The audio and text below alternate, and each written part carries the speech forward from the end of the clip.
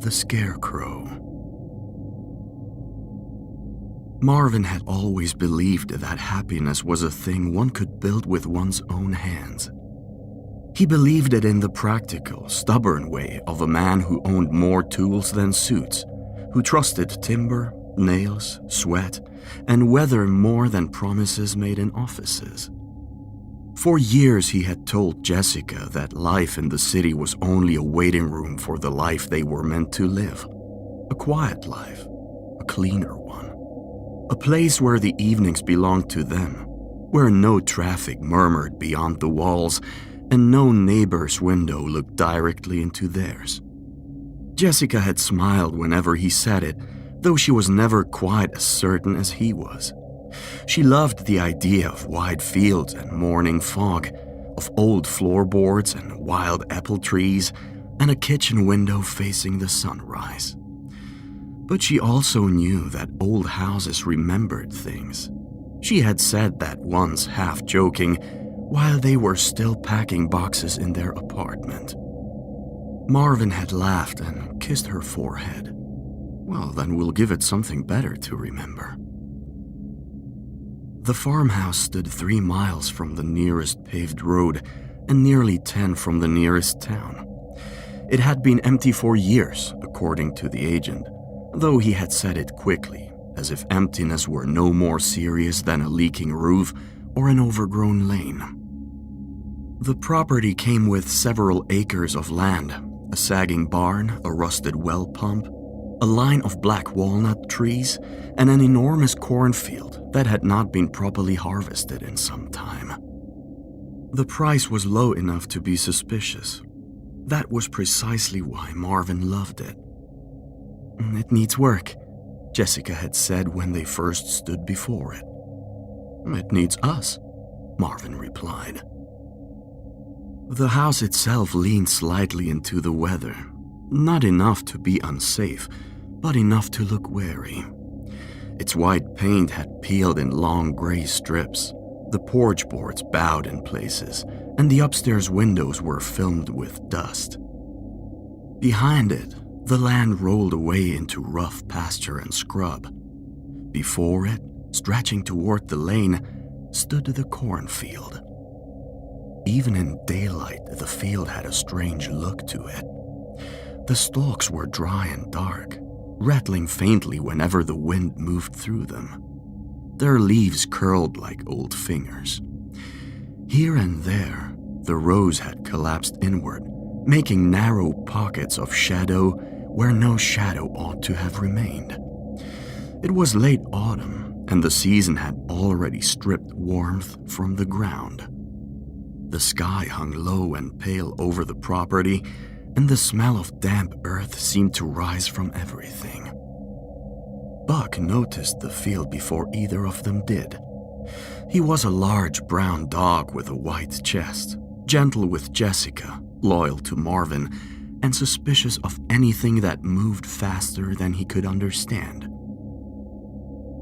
On the first afternoon, while Marvin unloaded tools from the truck and Jessica carried boxes into the kitchen, Buck stood at the edge of the porch steps, staring into the corn.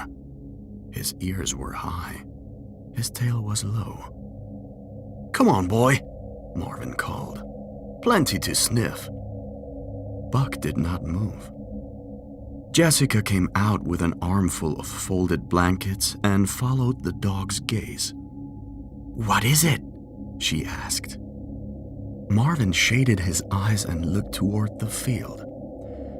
At first he saw nothing but corn. Then, far out near the center of the field, he noticed a dark shape on a wooden post.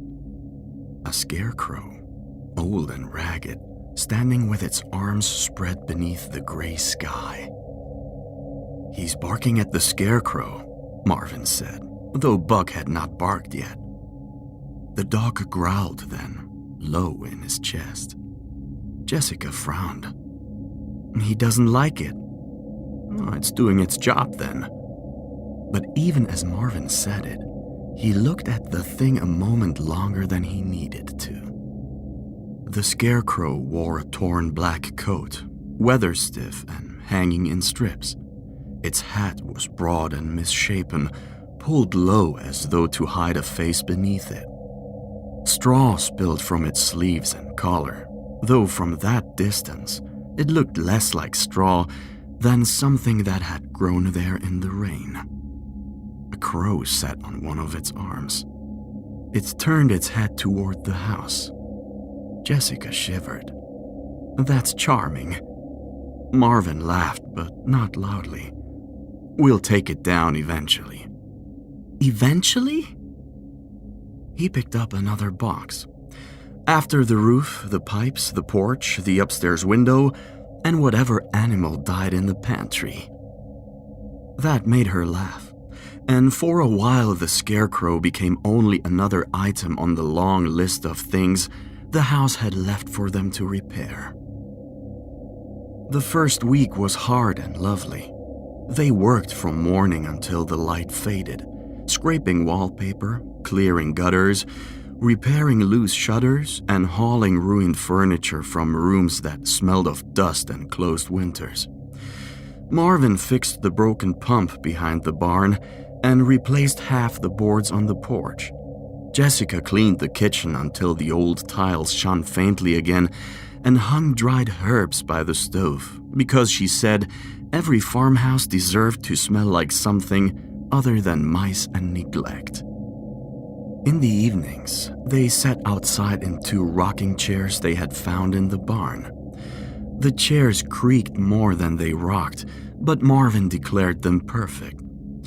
Sometimes they drank lemonade from cloudy glasses. Other nights, when the work had been especially punishing, Jessica opened a bottle of wine and poured it carefully, as though they were dining in a grand hotel rather than sitting on a porch surrounded by weeds, tools, and paint buckets. They liked those evenings best. The sun would drop behind the trees, leaving the fields washed in copper and blue. The farmhouse windows took on a soft amber glow. The pumpkins Jessica had bought from a farm stand in town sat on the porch steps, waiting to be carved for Halloween. A wicker basket of apples rested by the door. The wind moved gently through the corn with a dry, papery whisper. It should have been peaceful. Yet each evening, as soon as dusk thickened over the field, Buck began to growl. At first it was only a faint rumble, then a warning bark. Then, by the 5th night, a sudden violent bark that made Jessica spill wine across the porch boards. "Buck!" Marvin snapped. The dog stood stiff at the top of the steps, every muscle locked, his eyes fixed on the cornfield. The Scarecrow stood where it had always stood, far off among the rows, a black shape against the dimming sky.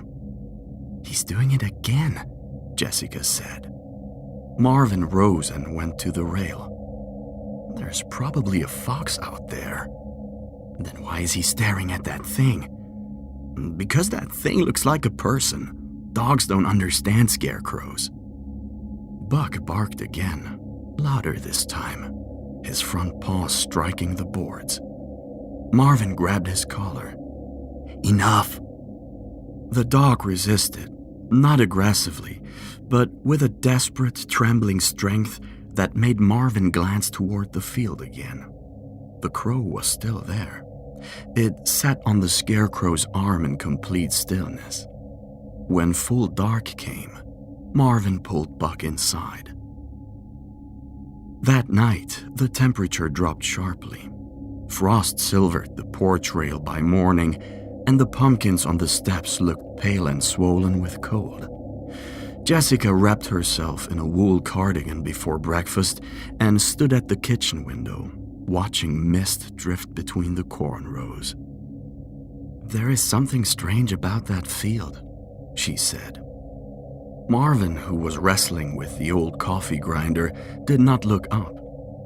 "It's October. Everything looks strange in October." "I mean it." "So do I. That's why people carve faces into vegetables and put skeletons on their lawns. She smiled despite herself. We should carve ours tonight. That's the spirit. They carved the pumpkins after supper. Jessica made one with a crooked grin and wide, startled eyes. Marvin carved his too quickly and gave it a jagged mouth that looked more drunk than frightening. He placed both on the porch steps and set candles inside them. Their little flames moved restlessly behind the orange faces, throwing uneven light across the boards and down into the yard. For a few minutes, the house looked almost cheerful. Then Buck began to growl. Jessica turned. The cornfield lay beyond the yard, dark and dense beneath the rising moon. The Scarecrow was visible in the distance, its hat tilted forward, its arms stretched wide. But something was different. Jessica leaned over the porch rail. Marvin? He was wiping pumpkin pulp from his hands. What? Come here. There was a quality in her voice that made him obey at once. She pointed toward the field. Does it look closer to you? Marvin stared. At first he wanted to say no. He had already prepared the answer before he properly looked. It was the light. It was the mist. It was the fact that they were tired and had spent all day sanding cabinet doors and hauling broken plaster from the hall. But the Scarecrow did not look closer. Not by much. A few yards, perhaps. Enough that the space between it and the old split-rail fence seemed narrower than before. Marvin forced a laugh. You've been staring at it too much. Don't do that. Do what? Explain it away before you see it. That irritated him, because she was right. He looked again. The crow shifted on the Scarecrow's arm, opened its wings once, and folded them. It's probably the angle, he said. We're seeing it from the porch light now. Yesterday it was beside that broken section of fence. Was it? Yes. He glanced at her. Jess, we've been working 12-hour days. We're exhausted. Buck barked suddenly, the sound harsh and panicked. Both of them flinched. The Scarecrow remained still. Jessica whispered, I don't like it. Marvin put an arm around her. Tomorrow I'll walk out there and take a look. But he did not go the next morning. There was too much to do. A pipe beneath the kitchen sink had begun to leak. The upstairs bedroom window would not close properly, and the weather forecast warned of rain before evening. By noon, the sky had turned the color of old pewter. By 4, mist began creeping in from the low ground beyond the barn. They forgot the Scarecrow until the lamps were lit and the pumpkins glowed again on the porch steps. All of a sudden, Buck rose from the kitchen rug, went rigid, and began to bark at the front door. Jessica and Marvin looked at one another. Neither spoke. They went out together. The cold struck them first. It had sharpened since the previous night, and the mist hung low across the yard, gathering around the porch steps and moving in pale strips through the grass. The Scarecrow was closer. This time there was no mistake. It stood well beyond the field's center now, perhaps halfway between its original place and the fence. The rows of corn around it appeared undisturbed, the dry stalks standing straight and unbroken. There were no tracks visible in the soft earth, no flattened path, no sign that anyone had dragged or carried it. The crow was still perched on its arm. Marvin stepped down from the porch. Buck barked furiously behind him until Jessica held his collar with both hands. "Marvin," she said, "don't." "I'm just looking."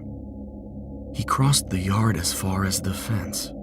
The field rustled before him, though he could feel no wind on his face.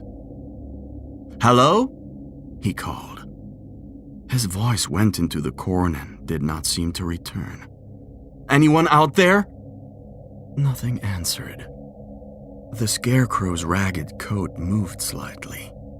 Marvin told himself that the movement came from the wind.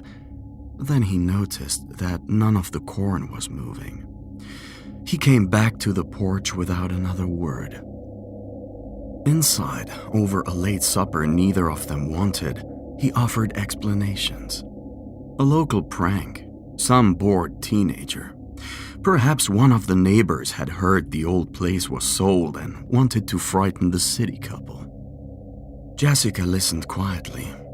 Finally, she said, "There are no neighbors for miles. That we know of. And whoever it is moves it without leaving tracks?" He set down his fork. "I don't know yet." "That's not the same as an explanation." "No," he admitted. "It isn't." That night, Buck would not sleep downstairs. He followed them into the bedroom and lay pressed against the door, growling softly until nearly dawn. The next day was Halloween. Jessica tried to make it festive, partly for herself and partly because she could feel the house changing around them. The rooms had begun to feel less like neglected spaces waiting for care and more like places that resented being opened. Doors they had left ajar were found closed. Tools went missing and appeared in rooms where neither of them had worked. Once, Jessica found a handful of dry corn husks on the kitchen floor, though the door had been shut all morning.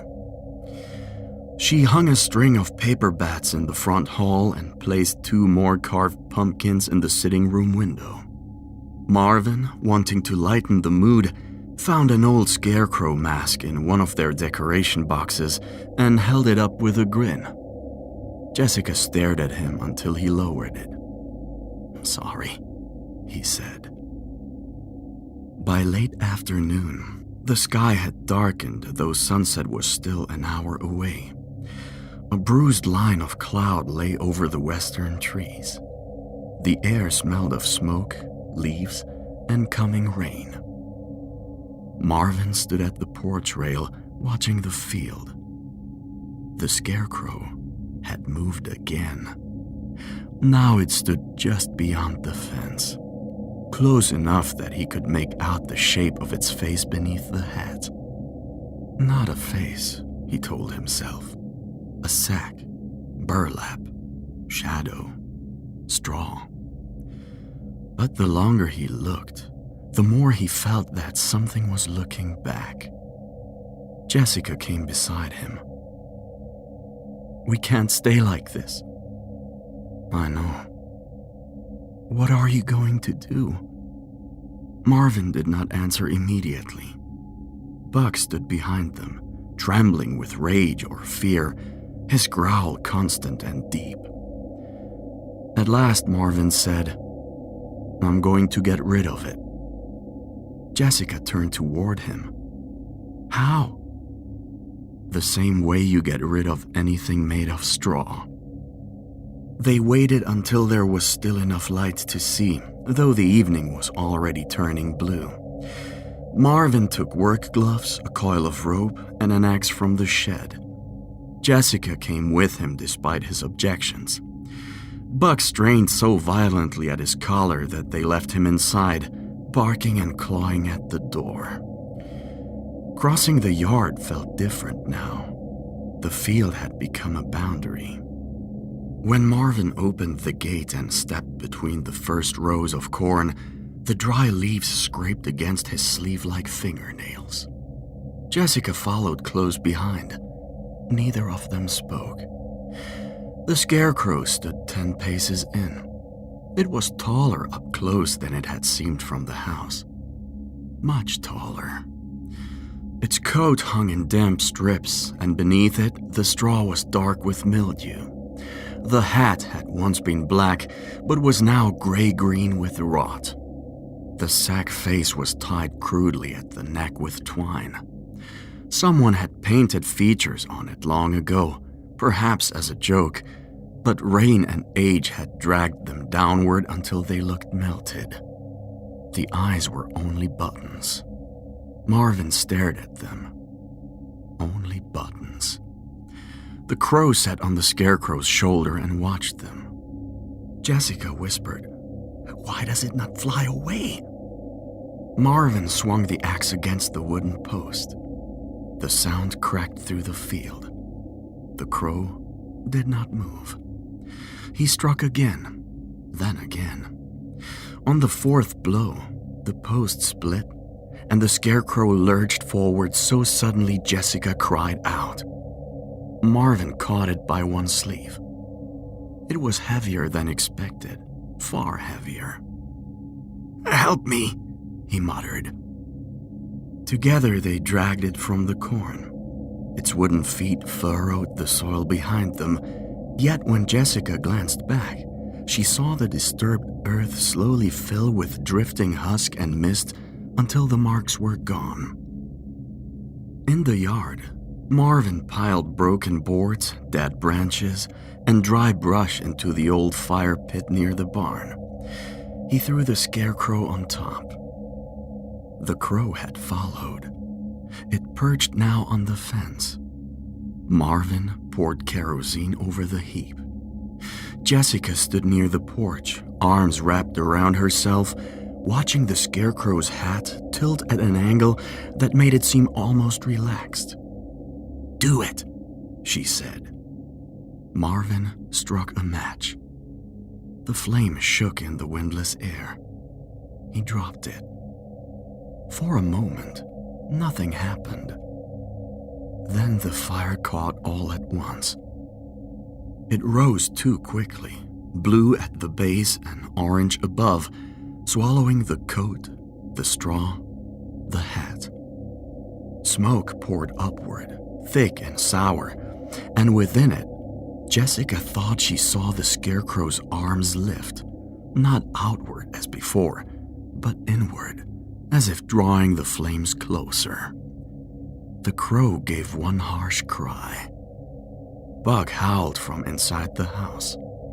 Marvin stood by the fire until nothing remained but blackened wood and ash. "There," he said, but his voice sounded smaller than he intended. That night, the house was quiet. Buck slept. The wind did not move through the corn. For the first time in days, Jessica allowed herself to believe that perhaps Marvin had been right. Perhaps it had been a prank or a trick of fear, or some strange object left in a field too long and given too much attention by tired minds. They sat on the porch for nearly an hour, wrapped in blankets, with jack-o'-lanterns glowing at their feet. The moon rose round and pale beyond the field. Somewhere far away, children in town were probably running from porch to porch in costumes, laughing beneath street lamps, their bags filling with candy. Out here, there was no laughter. Only the soft creak of rocking chairs and the faint, sweet smell of burned pumpkin from the candles. Jessica leaned her head on Marvin's shoulder. "I want this place to be good," she said. He kissed her hair. "It will be." Neither of them looked toward the field. The following morning, they drove into town for supplies. They bought nails, lamp oil, flour, coffee, 2 new hinges, a heavy wool blanket, and a small bag of candy Jessica insisted on buying, though no children were likely to come within miles of the farmhouse. Marvin teased her for it, and she said, with a little of her old brightness, that Halloween required optimism. They had lunch at a diner where 3 old men sat near the window and fell silent when they heard where the couple lived. Marvin noticed. As they paid, the woman behind the counter asked, "You folks staying out at the old Wycombe place?" Marvin put his wallet away. "That's right." The woman glanced toward the old man, then back at him. "Road gets bad after rain." "We'll be careful." She nodded, though that did not seem to be what she had meant. Outside, Jessica said, "People know something." People always think they know something. "Marvin," he sighed. "We burned it. It's over." The drive home took longer than usual. Fog had settled early, gathering in the hollows and stretching across the road in pale bands. By the time their truck turned onto the lane, the farmhouse was only a dim shape beyond the field, its windows glowing faintly through the mist. Buck began whining before they reached the porch. He was in the back seat, standing now, nose pressed to the glass. "What is it, boy?" Jessica asked. Then Marvin stopped the truck. Neither of them moved.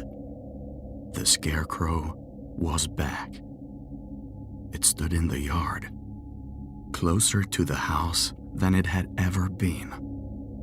Its coat hung in the same black strips. Its hat drooped low. The crow sat on its arm. The burned remains in the fire pit lay cold and black behind the barn. Jessica's hand found Marvin's sleeve. "No," she whispered. Buck erupted. The dog threw himself against the truck door, barking with such fury that the whole vehicle seemed to shake. Marvin opened his door before Jessica could stop him. "Stay here." "Don't go near it." "I said stay here." He climbed out slowly. The fog drifted around his boots. The Scarecrow stood between him and the porch, its arms spread, its head angled toward the house. "Hey!" Marvin shouted. No answer. "Who's out there?"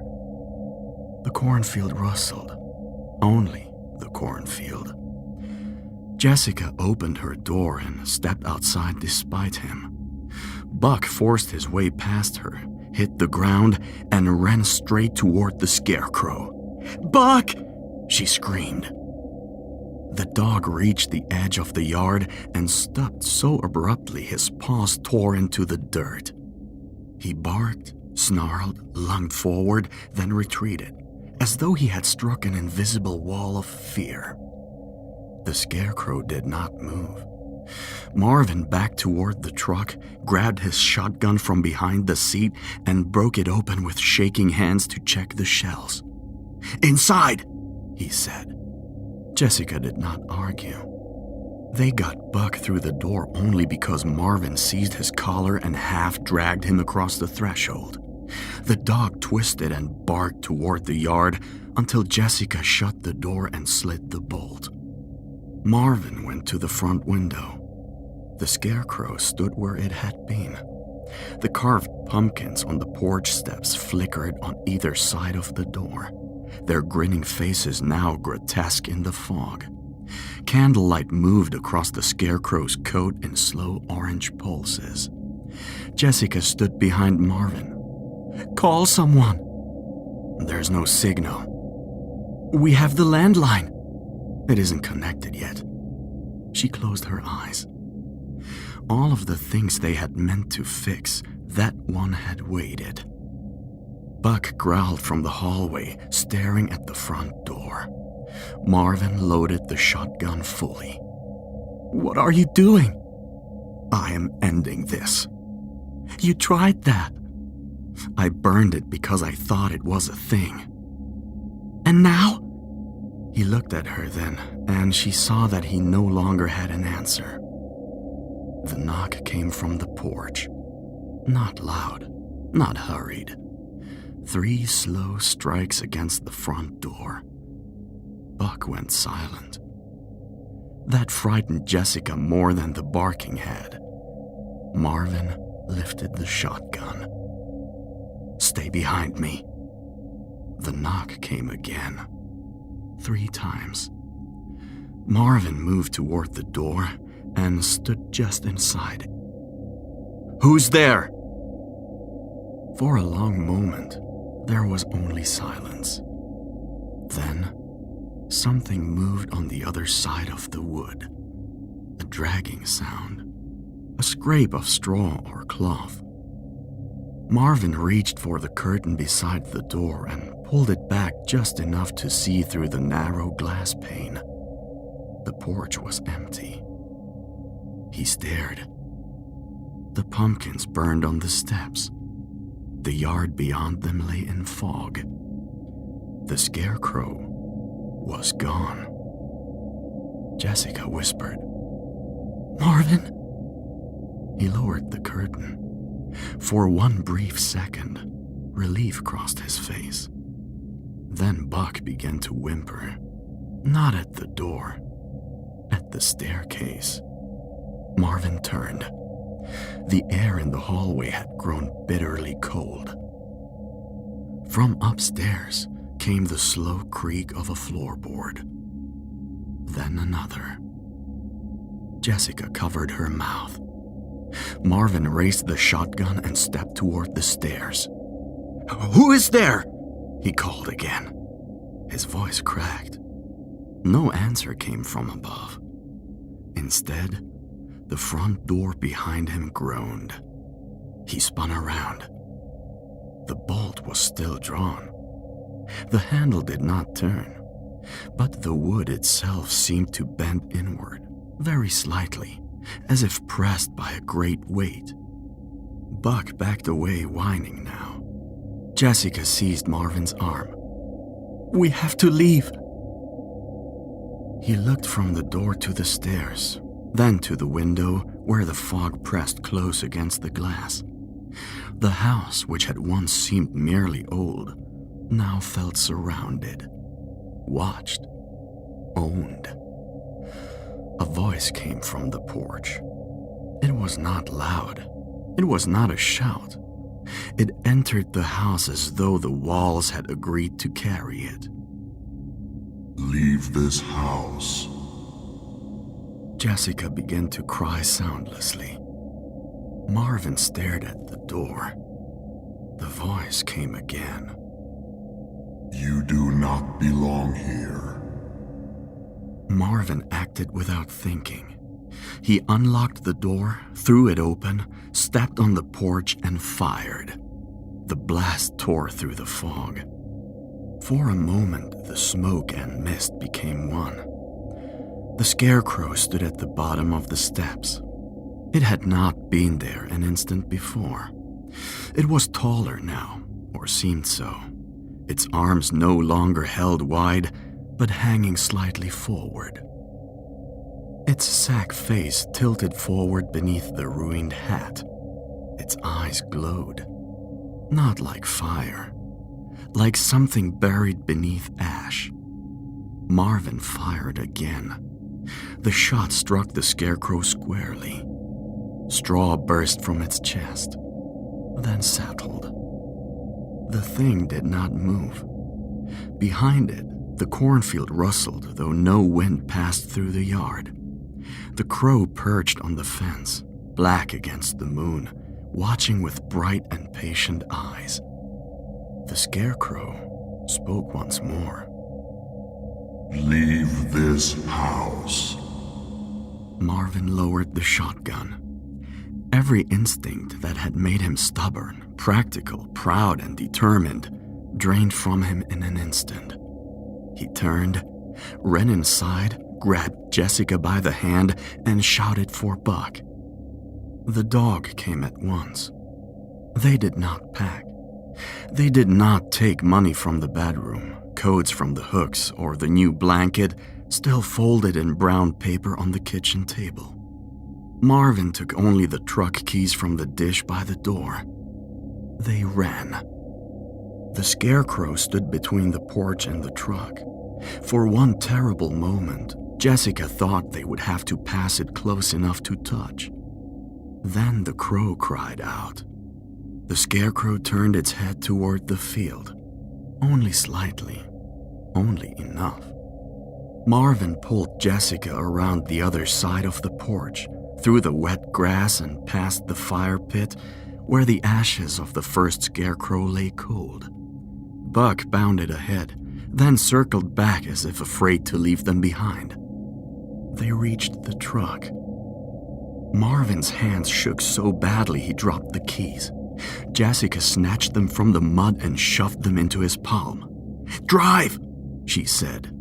The engine turned once. Failed. The Scarecrow was moving now, not walking, not in the way the eye could follow. But each time Jessica blinked, it was closer. Marvin tried again. The engine coughed. The Scarecrow stood at the edge of the drive. Jessica held Buck by the collar and whispered nonsense into his fur. "Come on," Marvin breathed. The engine caught. The headlights flared. For a moment, the Scarecrow stood fully illuminated in the beams. Its coat hung wet and black. Its straw fingers twitched at its sides. Its glowing eyes fixed not on Marvin, not on Jessica, but on the farmhouse behind them.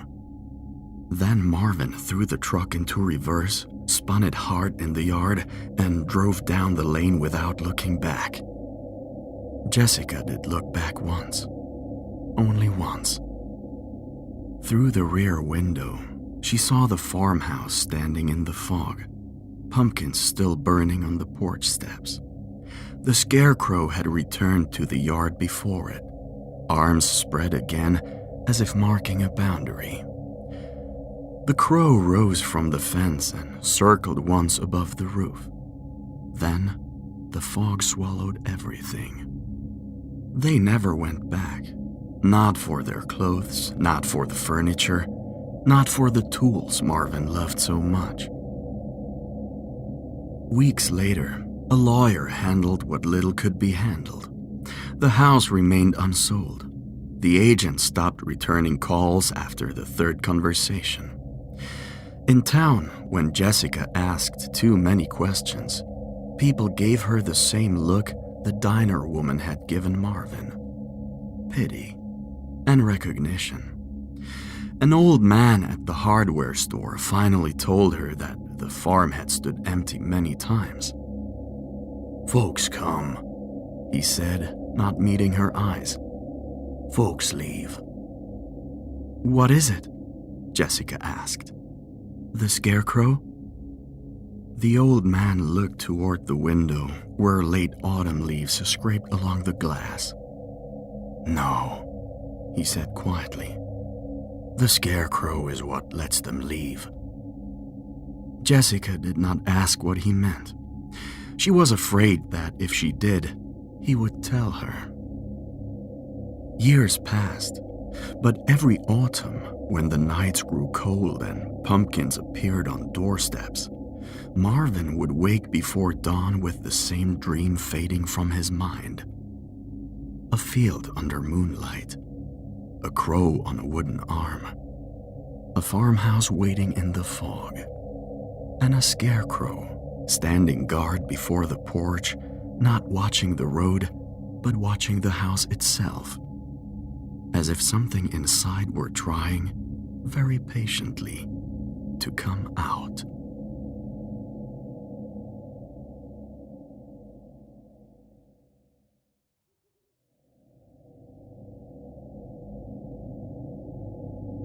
The Lost Ouija Board.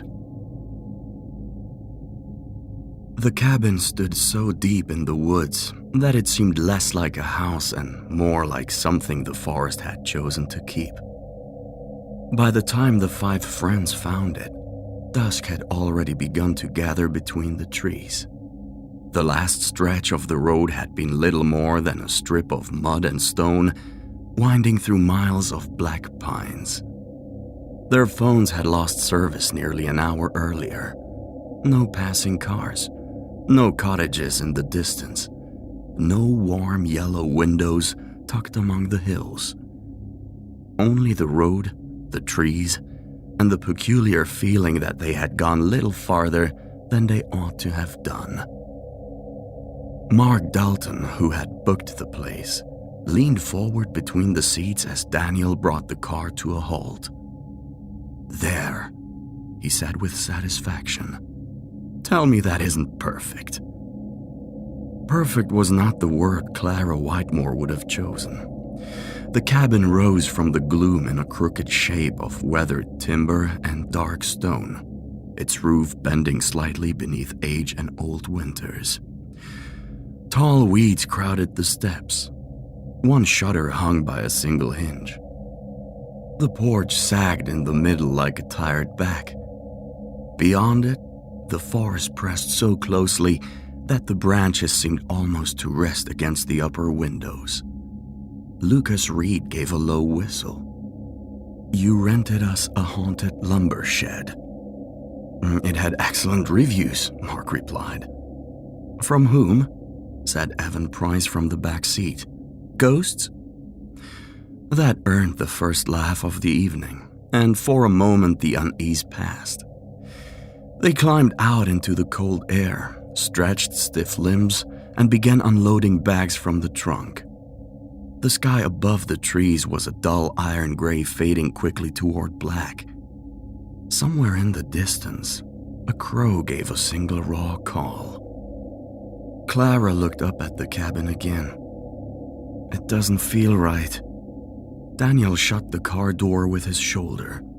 "It's old, that's all." "No," she said quietly. "I mean, it feels watched." Lucas took a duffel bag in one hand and the crate of bottles in the other. "Good. Maybe whatever's watching can help us carry things." Mark laughed and mounted the steps first, forcing the swollen front door with a firm shove. It opened inward with a groan that seemed too long and too human to be merely the complaint of old wood. Inside, the air was dry, dusty, and faintly sour. It smelled of cold timber, forgotten fabrics, and a fireplace long gone dead. The front room was larger than Clara had expected. Dark beams crossed the ceiling. A stone hearth stood at one end, blackened with ancient soot. An old rocking chair sat near the window, its back to the room. A narrow shelf above the hearth held cracked plates, tarnished candlesticks, and a rusted lantern with cloudy glass. "There," said Mark, dropping his bag. "Atmosphere." "Atmosphere isn't what you call a place where someone definitely got murdered," Evan murmured. Daniel set down the cooler and walked slowly through the room, testing the floorboards underfoot. "It's solid enough," he said. "No leaks that I can see. Wood's dry, windows closed. We'll survive the weekend." "That is exactly what people say in the first 10 minutes of terrible stories," said Lucas. Clara wandered to the wall nearest the stairs. There were photographs hanging there, dim behind their glass. Most had faded so badly that the faces were little more than pale blurs in sepia oval frames. One picture, however, still held enough detail to be disturbing. It showed a woman standing before the cabin many years ago. She was very thin, dressed in black, and old enough that her face had sunk inward around the bones. Yet it was the eyes that Clara noticed. Even in the fading picture, they seemed fixed and severe, as though the woman had been interrupted in the middle of some private displeasure. "Who do you suppose she was?" Clara asked. Mark glanced over. "Former owner? Murder victim, local herbalist, pick your favorite. Comforting, she said. They unpacked by lamplight and the yellow glow of a few candles they found in the kitchen cupboard. The electric lines reached the cabin, but the power was poor and uncertain. Lights hummed weakly, faded, returned, and faded again, as if the house itself were breathing. In the end, they left most of them off. The cabin seemed more natural by candlelight anyway. Rain did not come, but the night deepened quickly around them, and the trees beyond the windows became a solid black wall.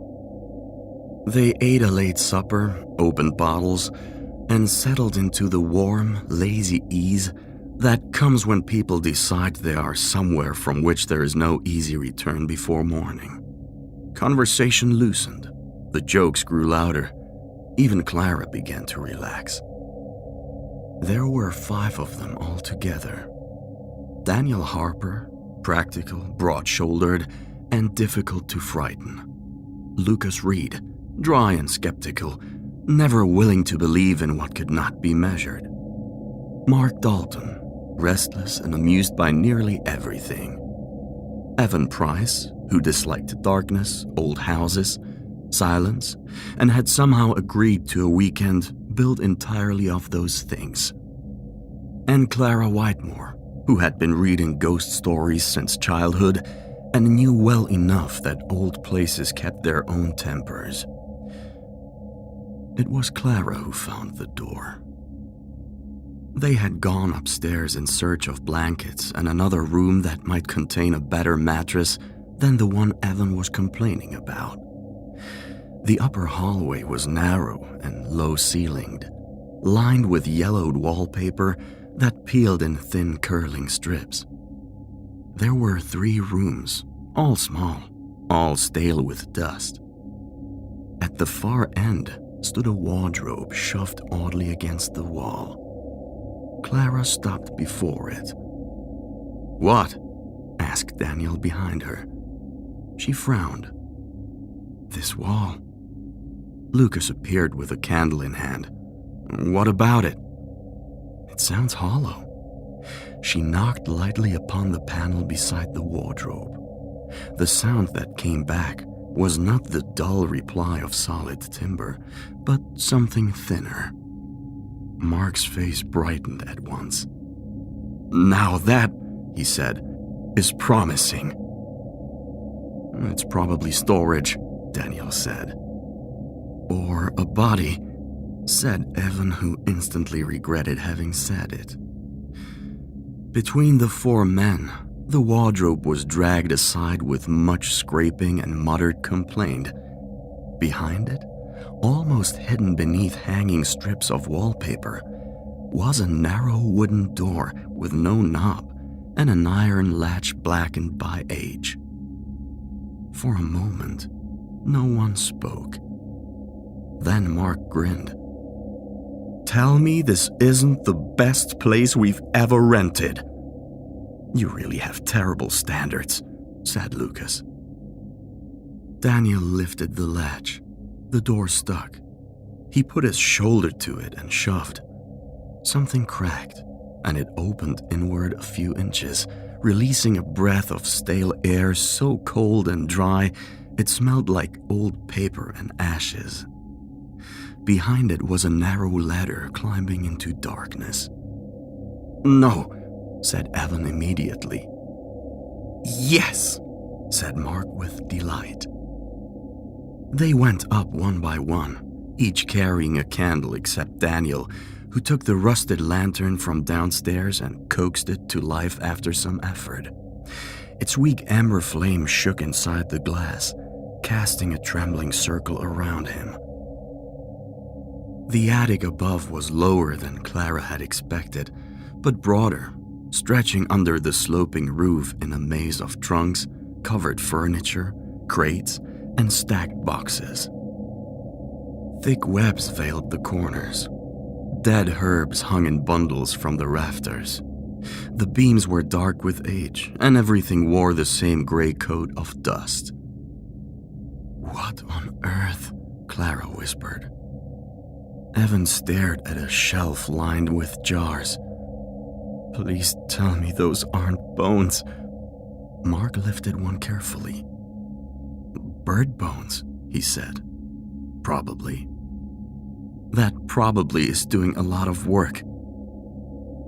There were books too, tied in strings, some swollen by damp, others covered in cracked leather. A child's shoe. A bundle of black ribbons. Glass bottles clouded with residue. A dried wreath of something that may once have been flowers. The place had less the look of ordinary storage than of things deliberately hidden. Clara crouched beside a wooden trunk with carved sides. Vines, or perhaps serpents, wound around the edges. When she brushed away the dust and lifted the lid, the hinges sighed softly. Inside lay a folded shawl, a packet of brittle letters, and beneath them, an old wooden board. For a few seconds, she simply looked at it. Then she said, "Mark?" He crossed at once and bent beside her. Well now. The board was beautiful in a grim and unpleasant way. It had been carved, not painted, each letter deeply incised into wood. The alphabet arched across the center, numbers beneath. Yes at one top corner, no at the other. Along the bottom, goodbye. Resting beside it was a dark wooden planchette with a glass eye in its center. Lucas peered over Mark's shoulder. You've gotta be kidding. It's an Ouija board, said Clara unnecessarily. I know what it is. Evan stepped back. Put it back. Mark lifted it carefully. Absolutely not. Daniel held up the lantern to inspect it. Old at least, very old. Clara turned the board over. On the back, almost hidden by grime, were words carved in smaller letters. To speak with those who remain. No one laughed then. Mark read the line aloud, and his smile thinned a little. That, he said, is outstanding. Or idiotic, Lucas said. Depends on your relationship with bad ideas. They carried the board downstairs. Clara would later remember that moment with perfect clarity, and not because anything had yet happened. It was because there had been time still. Time enough to set the thing back in the trunk. Time enough to go to bed. Time enough to leave the hidden door shut and unopened forever. But the cabin was remote, the night was deep, and they had been drinking. There is a recklessness that grows in isolated places after dark, when laughter and fear are close cousins and neither is taken quite seriously enough. Mark cleared the large table before the hearth. They set the board at its center. Candles stood around it, their flames yellow and steady. The electric lights had gone weak again, so the room beyond the table dissolved into shadow. Outside, the wind had begun to move in the trees, though no storm had yet come. Evan remained standing. I'm not touching it. You don't have to, said Lucas, because nothing is going to happen. Famous last words, Clara murmured. Daniel sat down opposite Mark. Lucas took the seat beside him with an expression of amused contempt. Clara sat beside Mark. Evan hovered nearby with a glass in hand, pale already. All right, said Mark. How does this work? You place your fingers lightly on the planchette, said Clara, and ask if anyone is there. Lucas snorted. And then someone among us spells nonsense.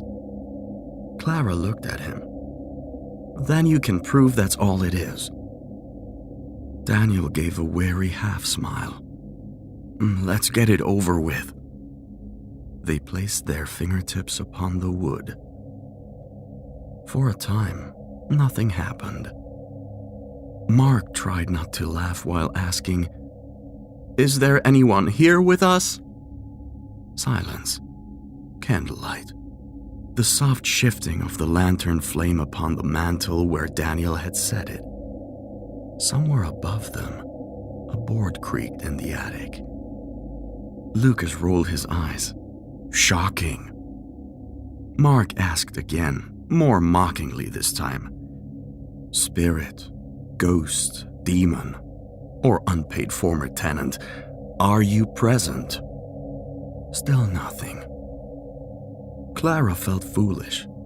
She was just about opening her mouth to suggest they stop when the planchette stirred. It was so slight at first that she thought she had imagined it. Then it moved again. Not a push, not a jerk, but a slow, deliberate glide beneath all their fingers.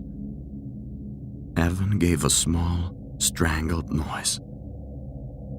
Lucas said at once, "Who's doing that?" "No one," Clara whispered. The planchette slid to yes. No one spoke. The candle flames shivered, though there was no draft. Mark wet his lips. "All right," he said softly. "Who are you?" The planchette remained still for perhaps 3 seconds. Then it began to move.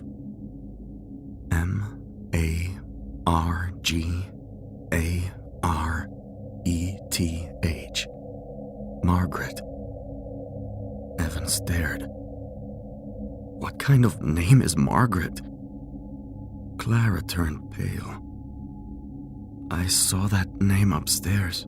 In one of the books, I think. Or a letter.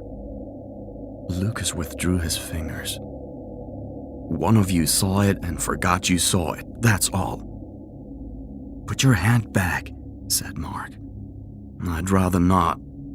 You wanted proof. Lucas hesitated, then set his fingers on the planchette again with exaggerated care. Mark asked, Margaret, did you live here? Yes. Daniel leaned forward. How long ago? The answer came more quickly now.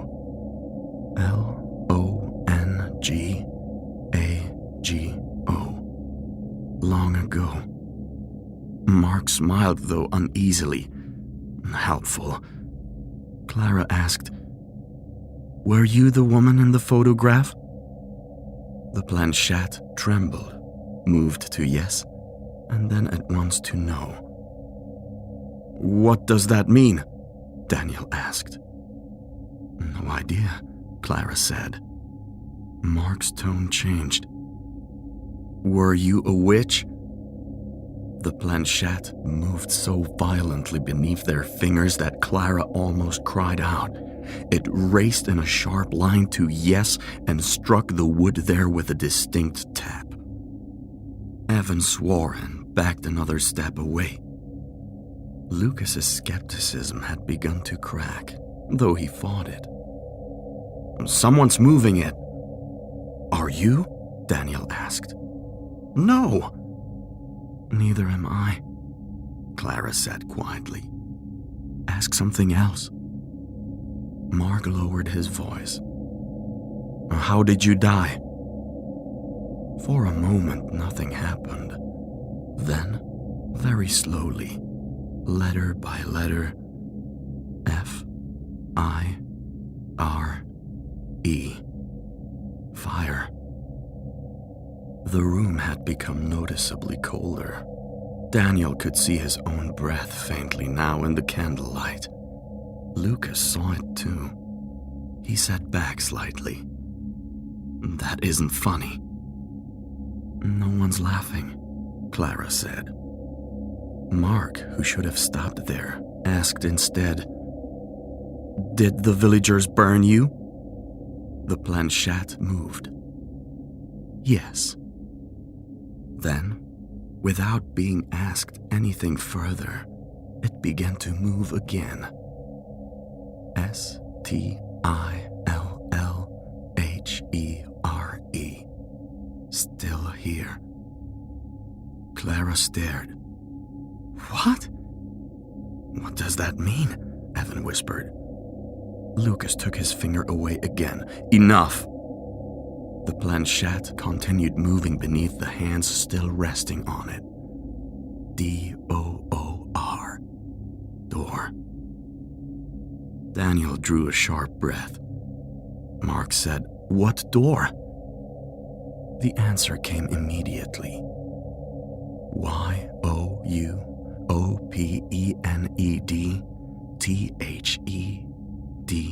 YoupedThedoor. You opened the door. At that instant, somewhere overhead, there came a heavy thud from the attic. All 5 of them looked up. Then a dragging sound followed, slow, deliberate, as if something had begun to move across the floorboards above their heads. Evan nearly dropped his glass. No, he said again louder. No, that's enough. I'm done. Daniel rose halfway from his chair, but Clara caught his arm. Wait! Mark's bravado had largely deserted him now, though he tried to keep his tone level. Margaret, he said, what do you want? The planchette did not move. The candles flickered hard all at once. Then the board answered. S-T-A-Y. Stay. Lucas stood. Stop this. Mark ignored him. Why? Again the board moved. D-O-N-O-T-L-E-A-V-E. Do not leave. There was a pause so deep and complete that Clara could hear the minute hiss of the lantern wick in the room behind them. Then, one after another, the candle flames bent low. Clara felt a terrible pressure in the room, as though all the air had suddenly become heavier. The planchette jerked beneath their fingers. H-E-R-E. Here. Then M-I-N-E. Mine. And all the candles went out. The darkness was absolute. Evan screamed. There followed a chaos of movement. Chairs crashing backward. Someone striking the table. Daniel shouting Clara's name. The sound of glass breaking somewhere on the floor. Above then came 3 hard footfalls from the ceiling overhead, then a scraping rush like nails dragged across wood. Lantern! Daniel barked. Its dim glow still burned near the hearth. He snatched it up and turned, the shaking amber light flashing wildly across the room. For one instant, Clara thought she saw, not in the center of the room but behind Lucas's shoulder, the outline of an old woman standing in the darkness near the stairs. Long white hair, a bent neck, 2 pale hollows where the eyes should have been. Then the light shifted and there was nothing there. Get away from the table, Lucas shouted. He seized the board and hurled it across the room. It struck the wall and fell face down to the floor with a crack. Lucas! Clara cried. Leave it! No, said Daniel, backing toward the staircase. Everyone downstairs, now! None of them said goodbye. No one thought to. That was the mistake from which the rest followed. They did not return to the game. They did not speak of finishing it properly. They did not even pick up the board again. Fear had stripped them of all curiosity. They bolted the attic door shut, dragged the wardrobe back in front of it, and gathered in the front room with every light and candle they could manage. Daniel kept the lantern beside him. Mark drank too much too quickly. Evan refused to go upstairs again. "It was one of you," Lucas said, perhaps for the third time, but without conviction now. "It had to be." "No one was touching the board when it moved at the end," Clara replied. Lucas had no answer. The wind outside rose steadily. Branches scraped now and then across the cabin wall. The old timbers settled and groaned. They spoke in bursts and then fell silent. Every little noise made them turn their heads. At last Daniel said, "We stay here until morning, then we leave." "Fine by me," said Evan faintly. Mark rubbed his face. "I'm sorry." Lucas glanced at him. "That's a first. I mean it." Clara looked toward the place where the board had fallen. The room was dim, but she could just make out its shape on the floorboards near the wall. She had the strange sense that it was not lying precisely where Lucas had thrown it, as though in some small unobserved interval it had shifted a little closer. "Daniel," she said. He turned. "What?" "I think we should throw it outside." "No one is touching that thing again," said Evan. "Agreed," Lucas said. So it remained where it was. Time passed badly after that. Mark dozed and woke and drank again. Lucas kept pretending to reason the whole thing away, but his voice had grown too thin for the part. Evan sat wrapped in blanket, staring at the windows as though he expected a face at any moment to appear in the black panes. Clara sat nearest the hearth, though no fire burned there, her hands clenched around a mug gone cold. Daniel kept watch as best as he could. It must have been close to midnight when the first new sound came. Footsteps, slow footsteps, overhead. Not in the attic this time, but in the upstairs hall. They all heard them. One step, another, then another. The floorboards above creaked in a measured progression from one end of the hall to the other. Evan made a choking sound. "There's someone up there." "No," Clara whispered. "There isn't." The steps stopped directly above the front room. Then came the rocking sound. All five turned their heads very slowly toward the rocking chair near the window. It was moving. Not much, only a gentle forward and back motion. But no one was in it. Mark stood too quickly. No. Daniel caught his arm. "Sit down. I'm not staying in this room." "Then where will you go?" That stopped him. The chair continued to rock. Then, from upstairs, a woman's voice drifted faintly down through the ceiling. Not a full voice, not speech as one hears from living lips. It was thin, cracked, and far away, like sound passed through wet soil. "Stay." Evan began to sob under his breath. The lantern flame flared brighter for a second, then shrank low and blue. Lucas got to his feet. "I'm going up." Daniel stared at him as if he had gone mad. "You are not. I'm not sitting here waiting for tricks." "It isn't tricks." Lucas laughed once harshly. "Then what? A 300-year-old witch?" The whispers came again, very near this time, and from no particular direction at all. "Mine." Lucas went white. No one moved. Then, all at once, the front windows rattled violently in their frames. The kitchen door slammed open.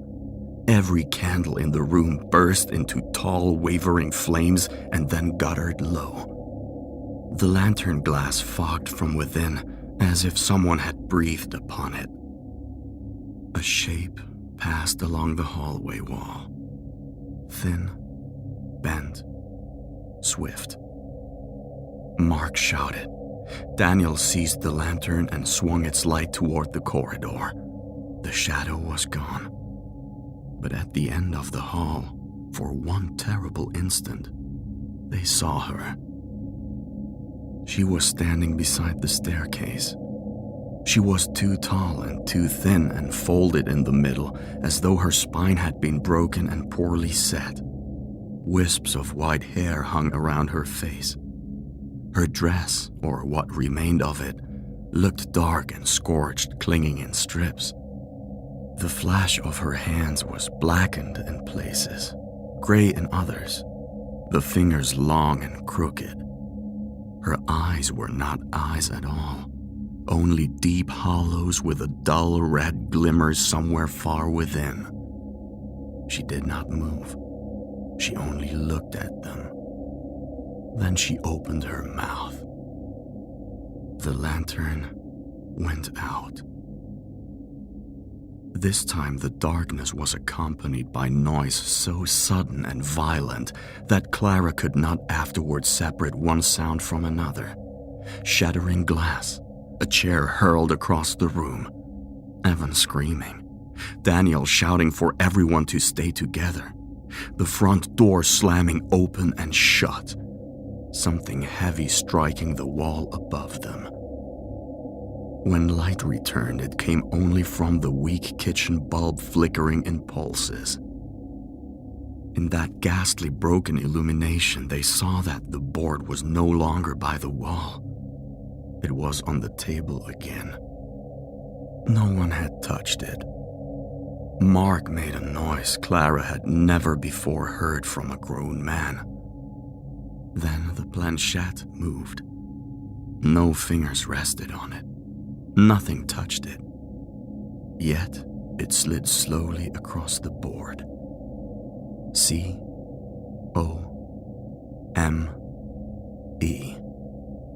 Come. Lucas backed away until his shoulders struck the mantel. This is impossible. The board answered him. Yes. And then all hell broke loose. The front room exploded into movement. The rocking chair flung itself sideways and smashed against the wall. The lantern rose from the floor as though lifted by an invisible hand and flew into the hearth, its glass bursting.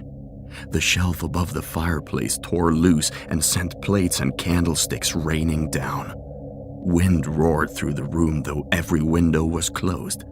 The friends scattered, shouting, slipping, colliding with furniture in the dark. Evan ran first. He bolted for the kitchen, perhaps thinking the back door still offered escape. "Evan!" Daniel shouted, but too late. A cry rang out from the kitchen, high, sharp, ending suddenly in a wet, choking gasp. Clara heard the thump of a body striking the floor. Then, silence from that room.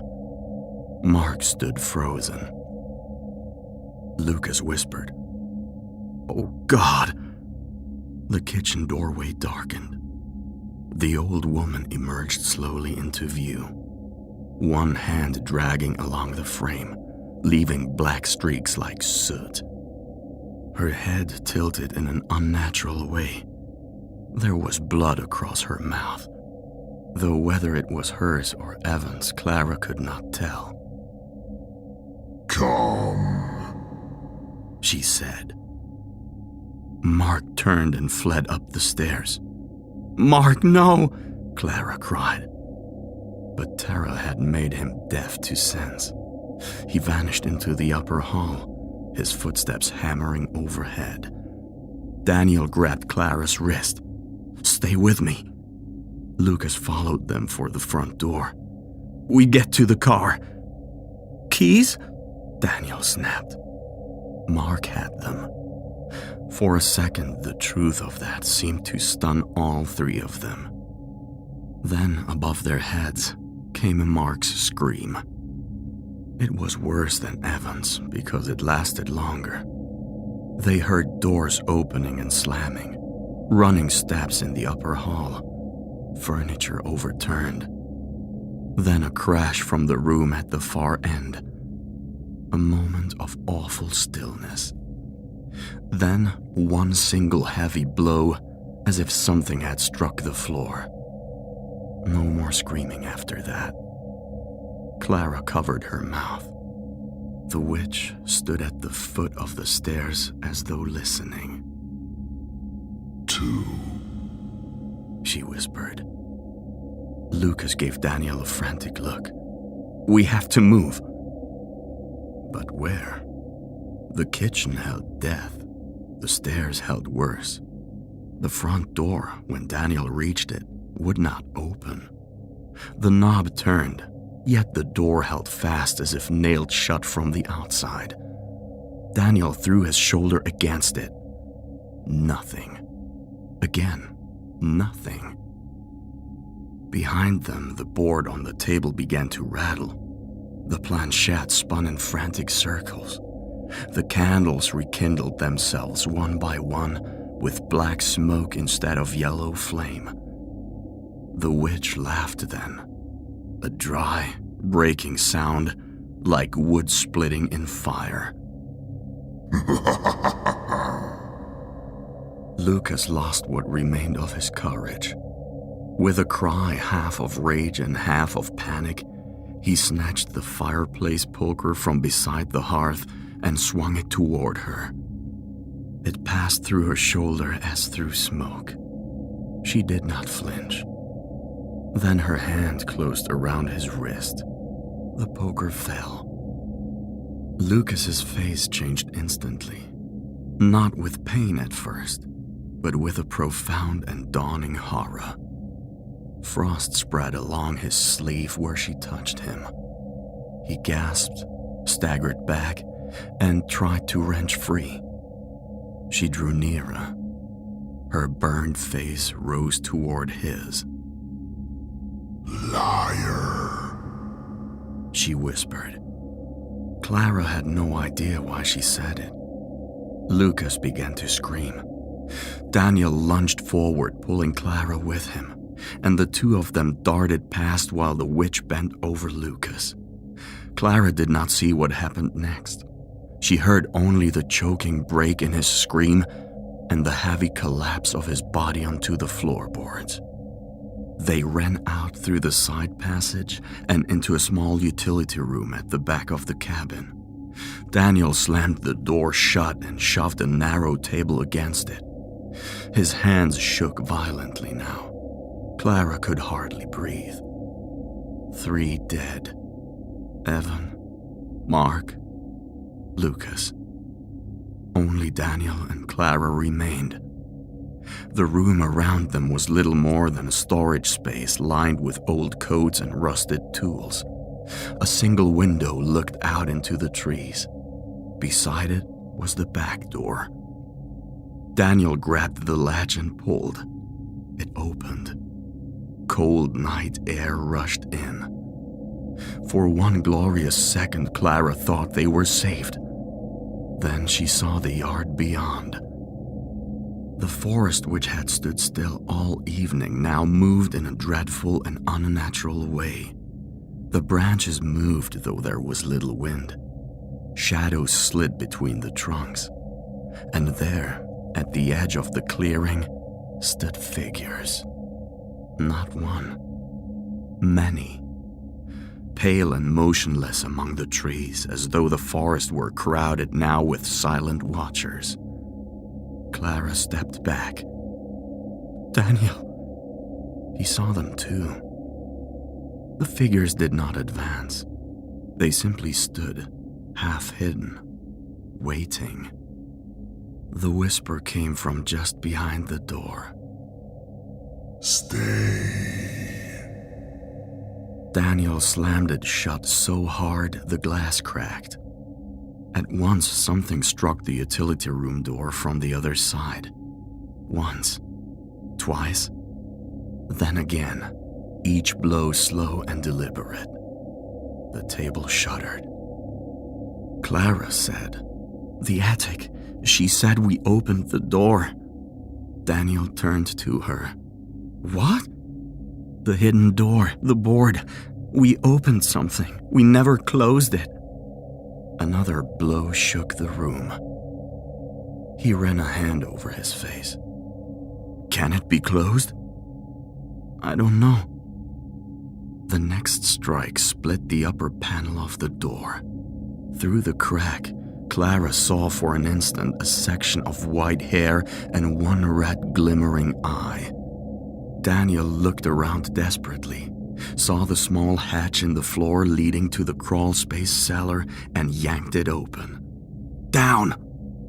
They descended into darkness smelling of earth and mold and old roots. Daniel pulled the hatch close above them, leaving them in almost total darkness. Only a faint line of moonless gray entered through cracks in the boards overhead. For several minutes, there was nothing. Then, footsteps passed slowly across the floor above. Clara trembled violently. Daniel put an arm around her shoulders, and both listened as the house groaned and whispered around them. At length, the footsteps moved away. Then, a new sound came. The scratching of wood upon wood. The board. Something was dragging the board across the room overhead. Scrape. Pause. Scrape. Pause. It moved from the front room into the hall, then toward the kitchen, then back again. As though it were searching, Clara closed her eyes. Daniel whispered, "If we get out of this..." A voice interrupted him from above the hedge. Found. Clara bit back a cry. The hatch lifted slowly. Daniel shoved upward with both hands. For a brief second, he held it against whatever force pulled from above. Then the pressure increased beyond anything human. The wood tore from his grip and flew open. The witch looked down at them. Not from a distance now, not in shadow, but close enough that Clara saw the blistered ruin of her skin and the deep cracks at the corners of her mouth. She smiled, and ash fell from her lips. Mine, she said. Daniel shoved Clara sideways and lunged up through the opening. There was a violent struggle, glimpsed only in fragments of movement and black cloth and pale hands. Clara heard Daniel shout, heard something smash, then saw his body fall back into the cellar. He landed hard at her feet. His throat had been opened. He stared once at Clara, trying to speak, and then he did not move again. She was alone. Something in her mind seemed to split then. Terror had gone too far to remain terror. What came after it was cold and simple. She climbed the cellar ladder, stepping over Daniel, and emerged into the house because there was nowhere else to go. The witch stood at the far end of the hall, waiting. Clara ran, not toward the front room, not toward the stairs. She fled blindly into the kitchen, found the door Daniel had opened before, and hurled herself through it into the dark. Behind her, the witch screamed, not in pain, but in fury. The forest took Clara at once. Branches tore her sleeves and face. Roots rose beneath her feet. She fell twice, rose twice, and ran on. She did not know where she went, Somewhere behind her, she heard a thin voice among the trees, now close, now far. Come. She ran until the eastern sky had begun to pale and the shapes of the woods softened from black to gray. At dawn, she stumbled onto the road. A passing truck found her there an hour later, barefoot, bloodied, half senseless, and unable to say anything coherent except that something in the cabin had killed her friends. By the time the authorities reached the place, the hidden attic door was gone. The room above the hallway ended in a blank wall. No latch, no letter, no sign of disturbance. Inside the cabin, they found evidence of panic and destruction, yes. Broken furniture, glass, blood. But the bodies of Mark, Evan, Lucas, and Daniel were never all properly accounted for. One was found in the kitchen, one in the upper room, another beside the hearth. Yet one seemed to vanish from where witnesses swore it should have lain. Reports differed. Confusion followed. The place was eventually abandoned and the case dissolved into a tangle of contradictions no one could make sense of. Clara survived the cabin. She returned to her apartment in the city that afternoon under police escort and the strained sympathy of strangers who believed her mind had broken under shock. She said little. She locked every door and window. She turned on every light. She did not sleep. By evening, the apartment had grown strangely cold. She found ash on the kitchen floor, though nothing had burned there. A narrow black streak marked the wall near the bedroom door, as if a dirty hand had dragged itself along the paint. Shortly after midnight, the mirror in the bathroom clouded with mist from within, though the room was dry and still. One word appeared slowly upon the glass. Stay. Clara stumbled back from it and struck the sink so hard that the bottle there fell and shattered. "No," she whispered. "No, I left.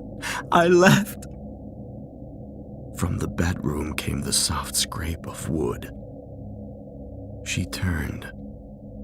On the bedside table, where there had been nothing a moment earlier, lay the planchette. Its little glass eye reflected the yellow lamp beside the bed. Clara began to shake so violently that she could scarcely stand. Then, from the dark corner near the wardrobe, a voice came, cracked and low, and full of that same ancient hatred. Opened. The lamp went out. The neighbors later said they heard Clara scream once, then not again. When they broke open the apartment the next morning, she was dead upon the bedroom floor. No sign of intruder. No clear wound that made proper sense of the terror on her face. Only soot upon the boards around her hands, and on the wall above her bed, written in a long black smear like the trace of burned fingers, 2 words: goodbye. As for the cabin, it still stands, though no one rents it now. Hunters sometimes speak of lights moving in the upper windows where no upper room should be.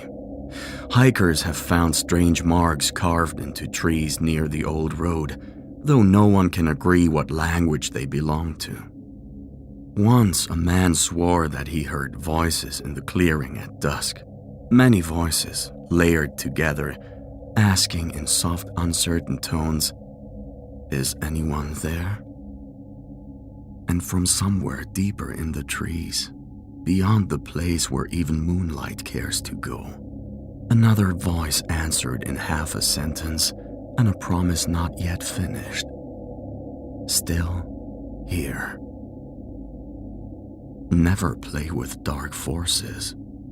Some doors, once opened, do not close again. And some voices are only waiting for someone foolish enough to ask them to speak.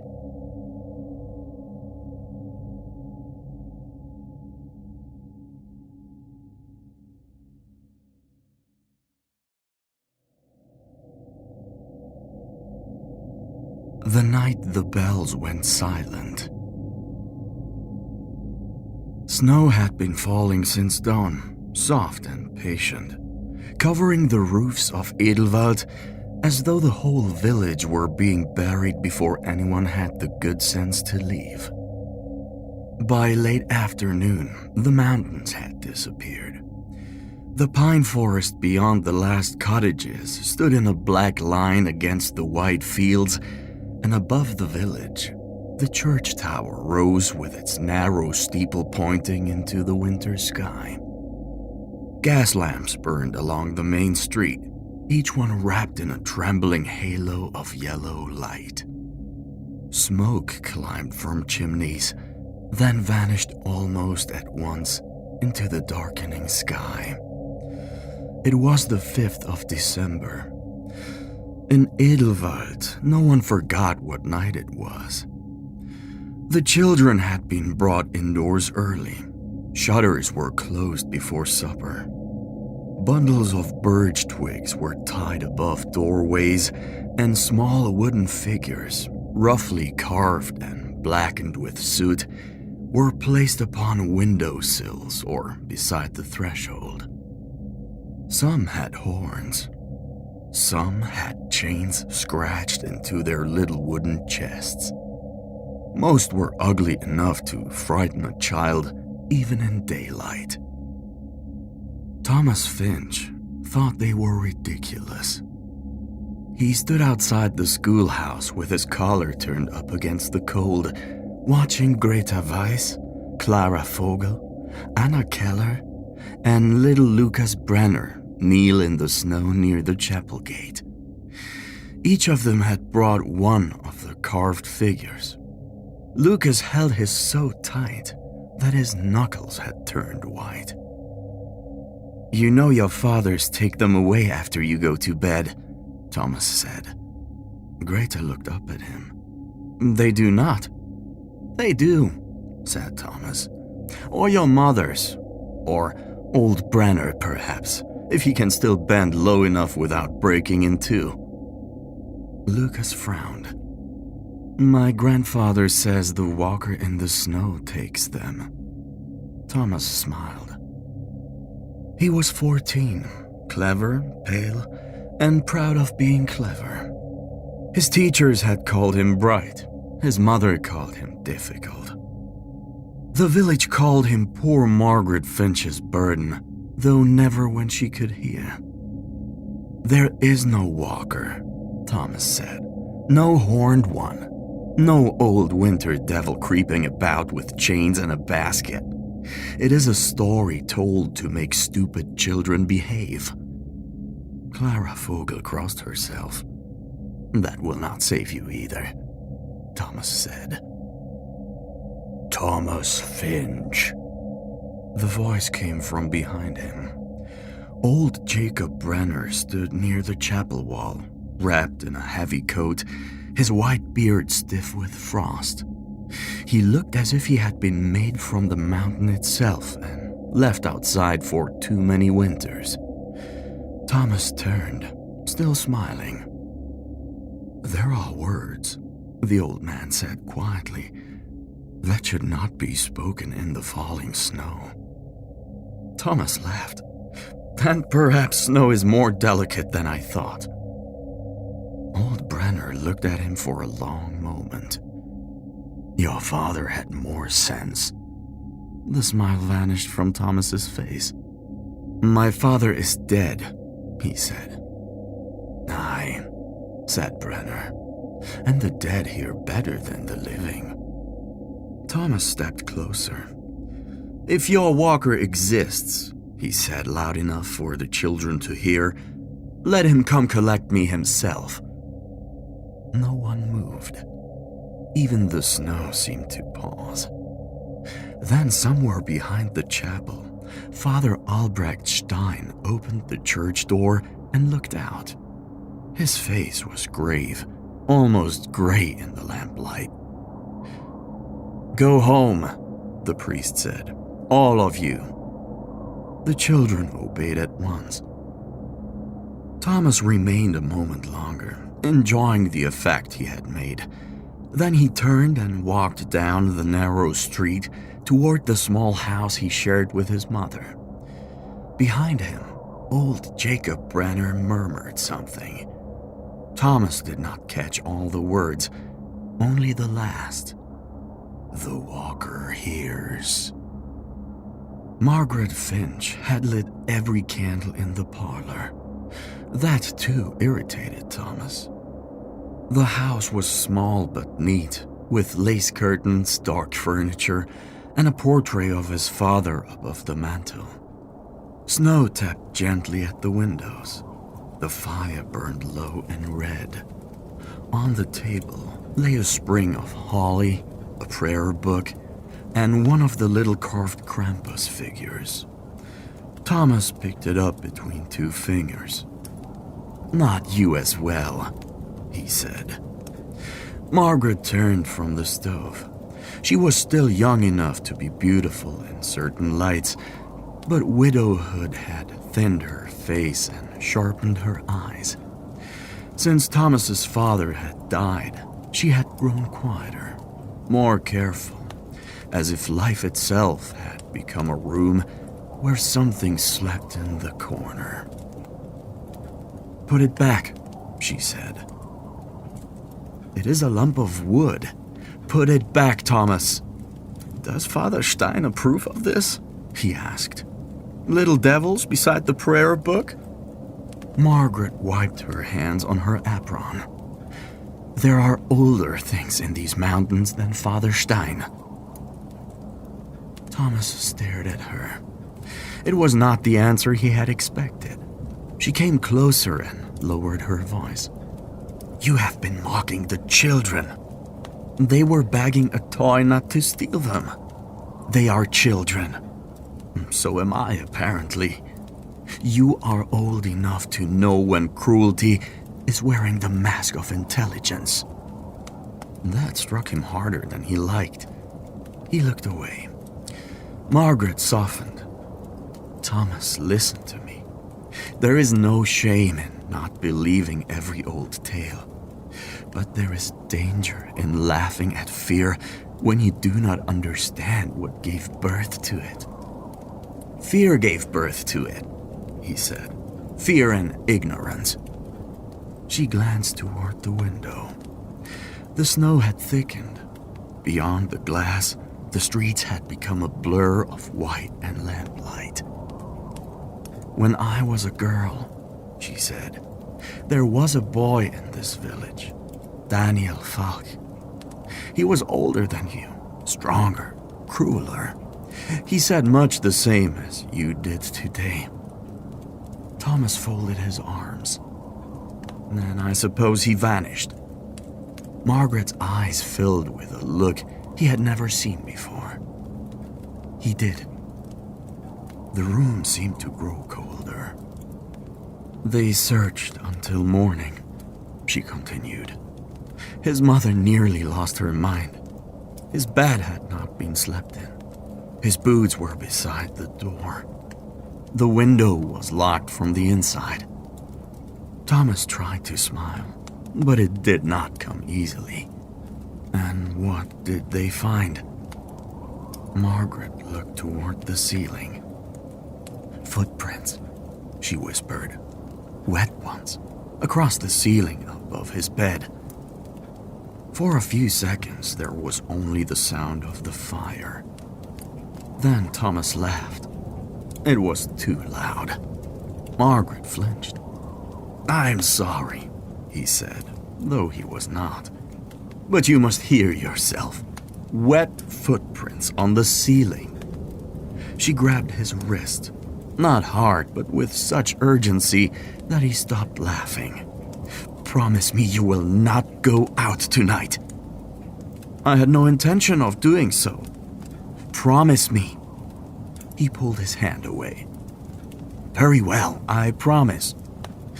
Margaret studied him, searching for a lie. Then she kissed his forehead.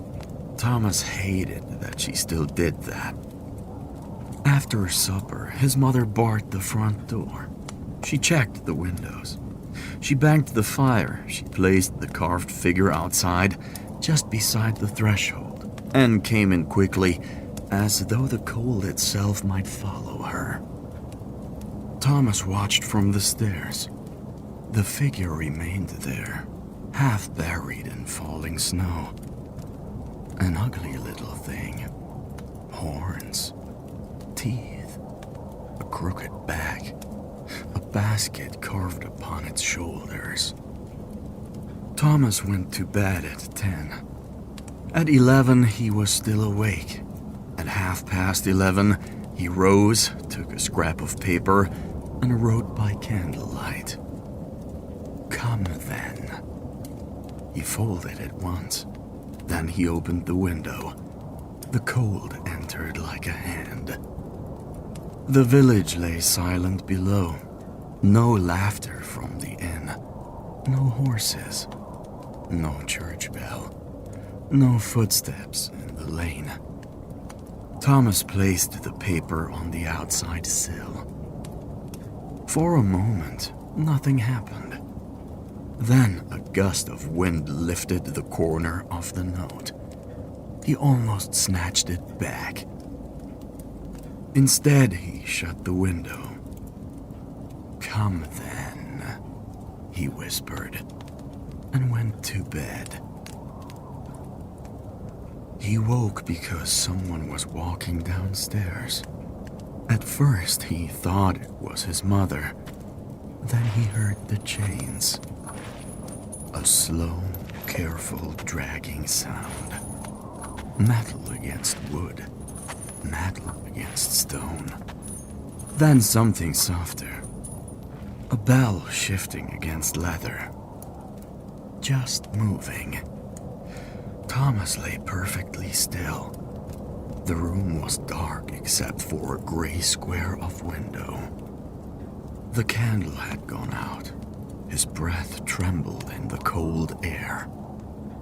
There came a sound from below. A chair scraping. Then silence. "Mother?" he called. No answer. He sat up. The house listened. "Mother!" Still nothing. He climbed out of bed and opened his door. The passage beyond was black. At the far end, the stairs descended into darkness. From below came the smell of snow. Thomas took one step. The floorboards creaked beneath him. Something below creaked back. Not wood. Weight. He swallowed. "Mother, this is not amusing." No answer. He forced himself to go downstairs. The parlor door stood open. The fire had gone out, though red embers still glowed beneath the ash. The front door was wide open. Snow had blown across the threshold. And there were footprints on the floor. Huge ones. Not boots. Cloven. They crossed the hall from the open door to the staircase. Thomas stared at them. Then, slowly, he looked behind him. The tracks did not lead out. They led in. Upstairs, toward his room. His stomach turned to water. A voice came from above. "Thomas Finch." It was not loud. It did not roar. It did not snarl. It spoke his name with perfect patience. Thomas ran. He bolted through the open door in the street, barefoot in the snow, coatless, gasping as the cold bit through his nightshirt. The village was dark. Every shutter was closed. Every lamp burned low and sickly in the storm. He hammered on the nearest door. "Open, please!" No one answered. He ran to the next house.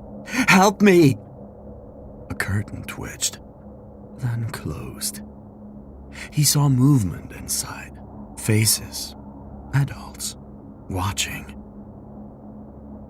No door opened. Down the street, something stepped out of his house.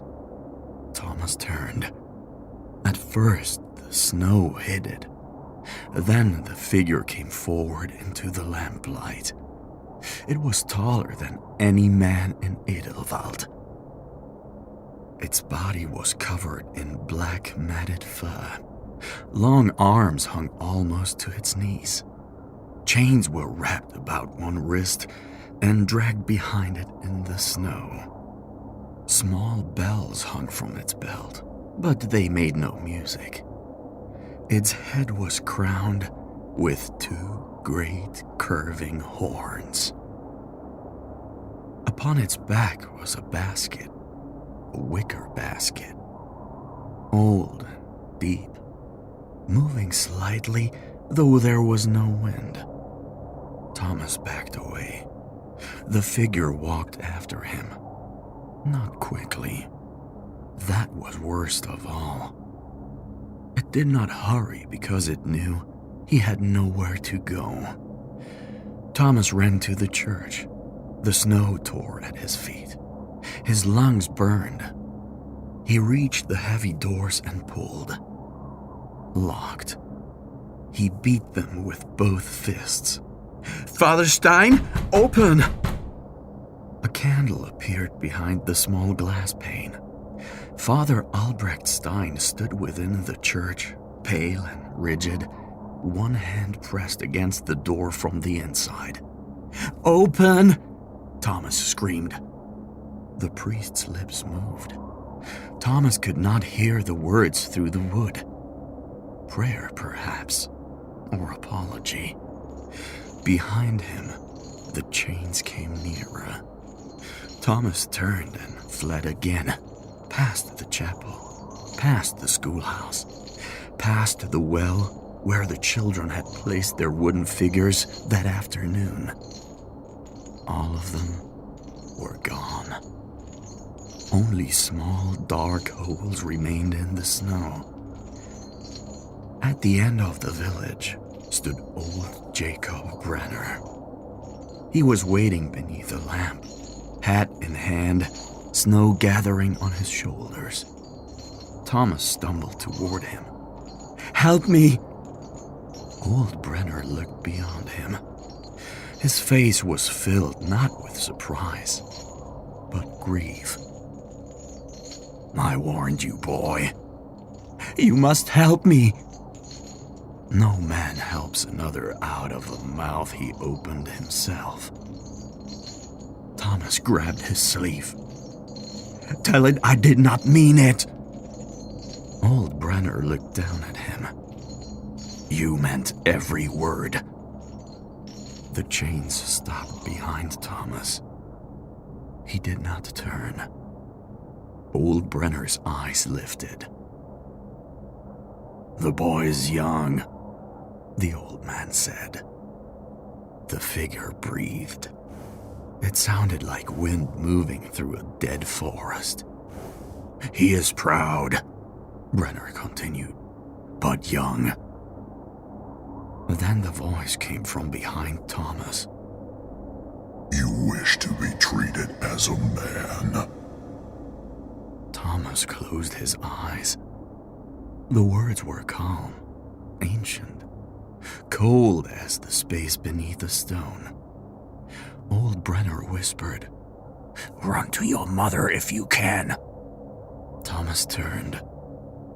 The walker in the snow stood only a few yards away, The face was almost hidden beneath fur and shadow, but the eyes were visible. Pale. Not fiery. Not animal. They were far worse. They understood. Thomas ran. He ran back through the village, crying now, slipping, cutting his feet on buried stones. The front door of his house was still open. He burst inside. "Mother!" The house was empty. "Mother!" He searched the parlor, the kitchen, the narrow bedroom where he slept beneath his father's portrait. Nothing. Then he saw the table. The little carved figure was standing there. Not outside. On the table. Snow melting beneath it. Beside it lay the paper he had written. "Come then." But there were new words beneath his own. Not written in ink. Scratched through the paper. "I have come." The floorboards groaned above him. Thomas looked up. A wet footprint darkened the ceiling. Then another. And another. Crossing slowly above his head. He screamed and ran from the house. The village was gone, or almost gone. The street still lay where it had been, but every house seemed farther apart. The lamps were dimmer. The church tower stood at an impossible angle, tall and thin against the sky with a full moon. Snow fell without wind. That frightened Thomas more than the storm. Snow should drift. It should blow. It should move. This snow descended straight down in perfect silence. At the edge of the village, the forest waited. Thomas did not mean to go there. His feet took him. Behind him came the chains. Always the same distance away. Never close. Never farther. The trees swallowed the last of gaslight. Pines rose on either side, black and narrow. Snow covered the branches so quickly they bent like old men listening at doors. Then Thomas saw the children. At first he thought they were trees, small dark figures standing between the trunks. One turned its head, a girl in old-fashioned clothes. Then a boy in a coat cut from a century before. Then another child, barefoot like Thomas, with eyes that reflected no light. They began to walk, not toward him, past him, into the forest. Thomas watched them go. There were dozens. Some wore clothes from his own time. Some wore garments he had seen only in history books. Some looked poor, some rich, some very young, some almost grown. None of them spoke. None of them cried. They walked as if they had already spent all their tears. "Daniel Falk?" Thomas whispered.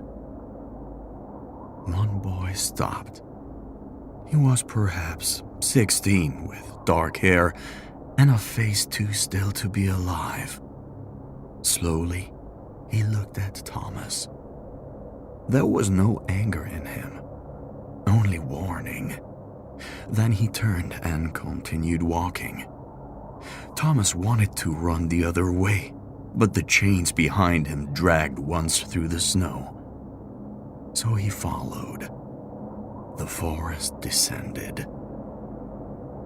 That made no sense. Edelwald stood in a valley. The forest should have climbed upward toward the mountain ridge. But the path went down and down between rocks glazed with ice, until the trees thinned and the world opened before him. A mountain stood there. Its side had split open like a great black door.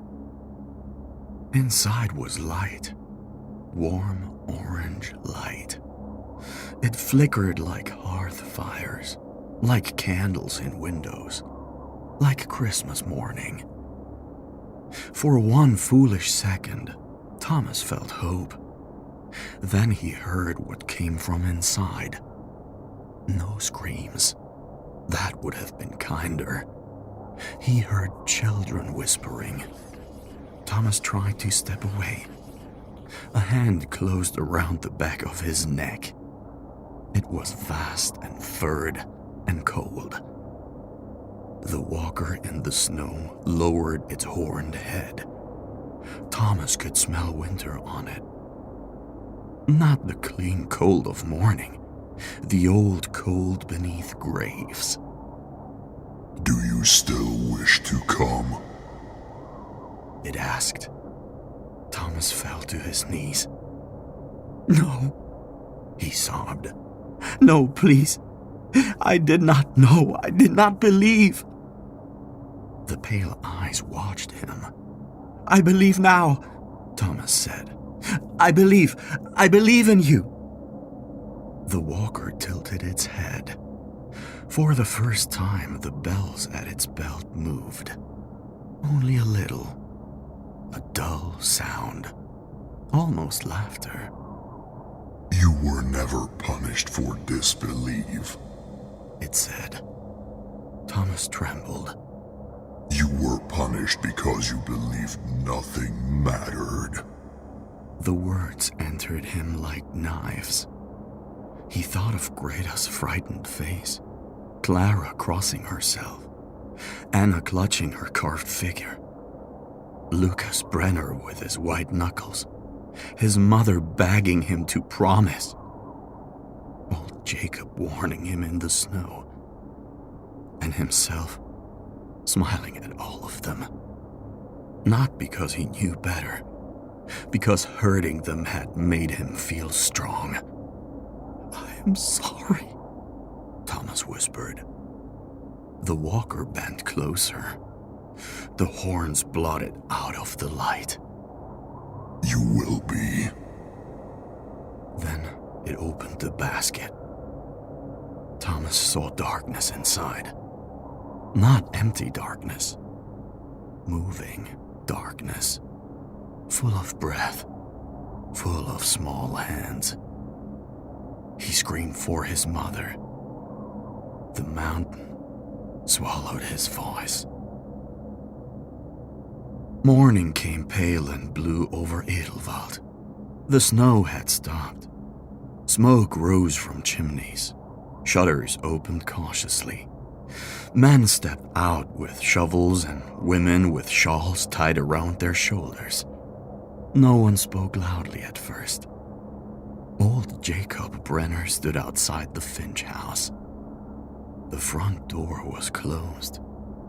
The snow before it was smooth and untouched.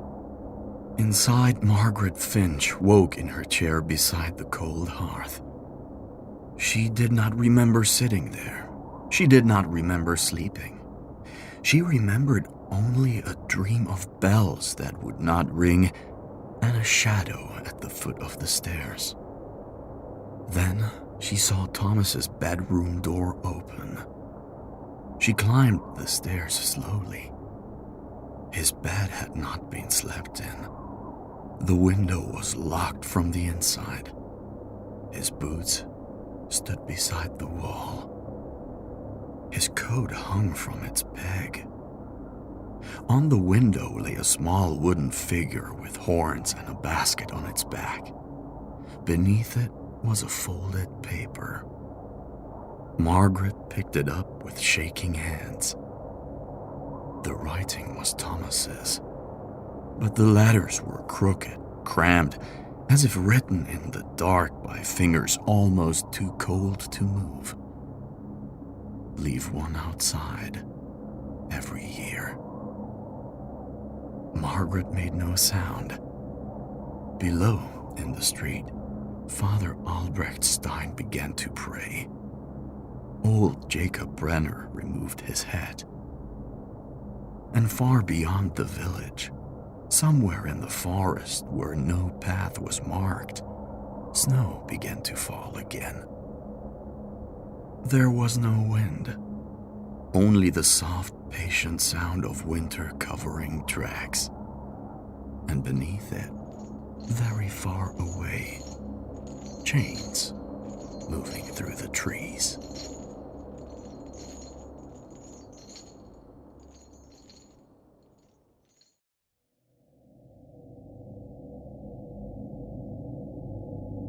The Ghost Ship. The tavern was called the Drunken Gull, though no man in the town could say who had first given it that name, or why the gull upon the painted sign above the door wore a crooked sailor's hat and clutched a bottle in one claw. It stood at the very edge of the harbor road, with its back to the sea and its face to the town, as if it could not decide which world it belonged to. By day, it looked like any other public house: leaning walls, low windows, salt-worn shutters, and a chimney that coughed black smoke whenever the wind came from the east. But by night, when the lamps were lit and the tide began to breathe against the stones below, the Drunken Gull became the heart of every tale the sea had ever swallowed. Inside, the air was thick with pipe smoke, candle grease, wet wool, and rum. Nets hung from the beams. A cracked ship's bell stood above the bar. The floorboards had been darkened by a century of spilled ale, and every table seemed to have been carved with names of men who had either gone to sea or never returned from it. That evening, the tavern was full. Sailors crowded the benches, their boots planted wide, their coats steaming in the warmth. Some laughed over mugs of beer. Others sang with the uncertain boldness of men who had drunk more than they could carry. Near the hearth, two old fishermen argued over whether a whale could swallow a longboat whole. At the bar, the keeper, Mr. Bracken, polished the same glass he had been polishing for an hour and listened without appearing to listen. "Ha ha ha ha ha! Swallow a longboat!" cried a red-faced sailor named Pike. "I saw one take half a mast in its jaw and crack it like kindling." "You saw a floating log after 3 bottles of gin," said another man, which sent a roar of laughter across the room. The waitress, Molly, moved between the tables with a tray on her hip and a patience born of long practice. "Laugh all you like," Pike said, thumping his fist on the table. "There are things out there that would turn your bones to soup." "Aye," said a thin sailor with a scar on his lip. "Like your cooking." More laughter followed. Molly set down 3 mugs and gave him a look. "My cooking keeps you alive, Mr. Finch. Your stories do not." "Then bring me another rum," Finch replied, "and I shall tell you a better one." A man near the hearth leaned forward, eyes bright with drink. "Tell them of the Kraken, then." "The Kraken?" said Molly. "Every week it grows another arm." "It had 20 when I last saw it," said Finch. "It had 8 last winter," said Mr. Bracken from behind the bar. "That was before it matured." The room shook again with laughter. Even the wind outside seemed to rattle the shutters in amusement. For a while, the stories were bright things, loud and harmless. Men spoke of waves tall as church towers, of whales with eyes like lanterns, of islands that appeared on no map, and of a black shape beneath the water that followed ships for 3 nights without surfacing.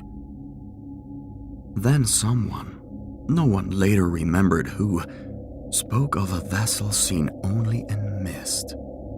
The laughter faded by degrees. It did not stop all at once. It weakened first, as fire weakens when ash begins to settle over the coals. One sailor lowered his mug. Another glanced toward the window. Molly, who had been smiling a moment before, busied herself with a cloth and wiped a perfectly clean table. Pike muttered, "No need for that tale tonight." A younger man near the door scoffed. "Why not? Are we children now?" "No, but some stories are better left outside." At the far end of the room, in the corner nearest the chimney, sat an old sailor with one eye. His name was Caleb Stroud. He had been there when the first man entered that evening, and he would likely be there when the last man left. His beard was gray and uneven. His coat was patched at both elbows, and across the left side of his face ran a pale seam of old injury that disappeared beneath a black leather patch. Until then, he had said nothing. Now he lifted his head. "You speak of the ghost ship," he said. The tavern became still enough for the fire to be heard. The young man by the door gave a thin smile. "There, old Stroud has woken. Now we shall have truth itself." Caleb looked at him with his one good eye. "Truth is rarely welcome in a warm room." Mr. Bracken set the polished glass down. "Leave it, Caleb." But Caleb did not look away from the room. "She comes on a moonlit night," he said, "when the mist is thick enough to hide the hand before your face. No wind fills her sails. No tide carries her. She moves because she wishes to move." Someone whispered, "God help us." Molly crossed herself before she could stop herself. Caleb continued, "Her timbers are black, though not with tar. Her sails hang torn and wet, yet they never rot away. A lantern burns at her bow, pale as corpse light, and at the helm stands her captain." Pike drank, but his hand trembled. "A pirate," Caleb said. "Long dead, long damned. Captain Ezekiel Graves." The name moved through the tavern like cold air under a door. A chair scraped. Caleb's voice lowered. "He does not kill every man he finds. That would be a mercy. He gives them a choice. Their lives or their souls. Those who refuse die quickly. Those who accept serve him. Year after year, storm after storm, until the sea itself runs dry." Finch tried to laugh, but it caught in his throat. "And you saw this, did you?" Caleb turned slowly toward him. "I served aboard the Mary Bell when I was 19. 12 men we were. Good men, most of us. We saw her off the northern shoals under a full moon. By dawn, I was alone in the water, clinging to a broken spar. The others were aboard her by then." "Dead?" someone asked. Caleb shook his head. "No, that would have been kinder." The door opened then, and the wind rushed in, sharp with salt and rain. A young captain stepped into the tavern. He was not from the town, that was clear at once. His coat was too well cut, his boots too clean, his posture too straight. He removed his gloves slowly, looking about the room with the confidence of a man who had never yet been properly frightened. This was Captain Captain Marcus Ellery. "Forgive me," he said with the faintest smile. "Have I interrupted a sermon?"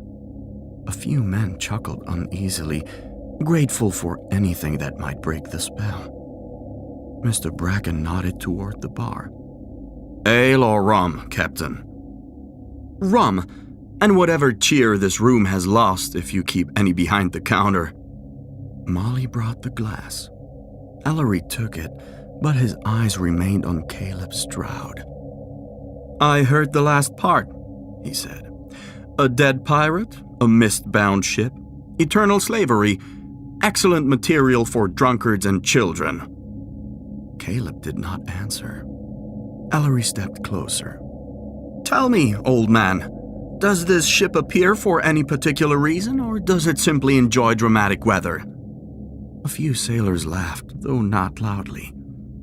Caleb's one eye narrowed. "Mock what you like, Captain. The sea hears more than men think." "The sea," said Ellery, "is water. Dangerous water, I grant you, but water still. It does not curse, bargain, or recruit." "Then sail out and tell it so." Ellery smiled. "I believe I shall." Now the room truly fell silent. Mr. Bracken leaned forward. "That would be foolish." "It would be instructive," said Ellery. "This town is ruled by fog and bedtime tales.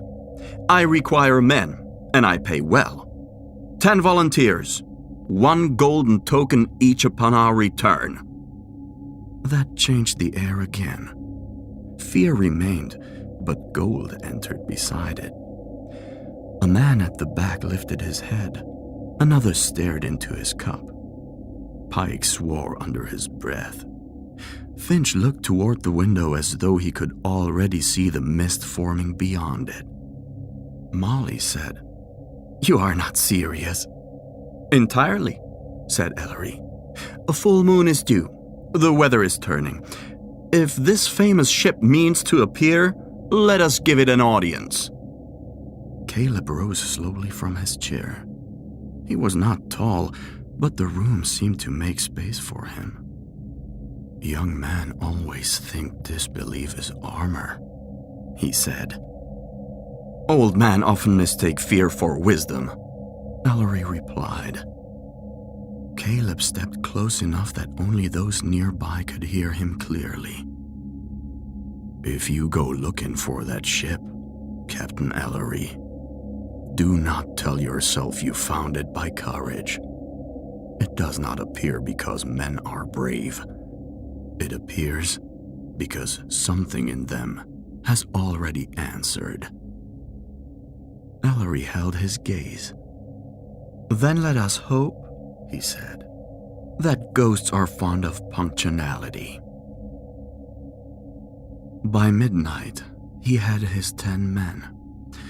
Some came for gold. Some came because the others were watching. Some came because men would rather risk death than be called cowards in a room full of witnesses.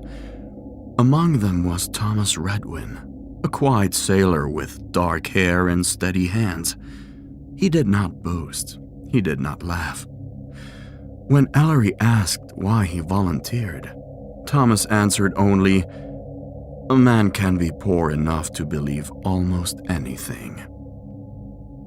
Caleb Stroud heard him and looked away.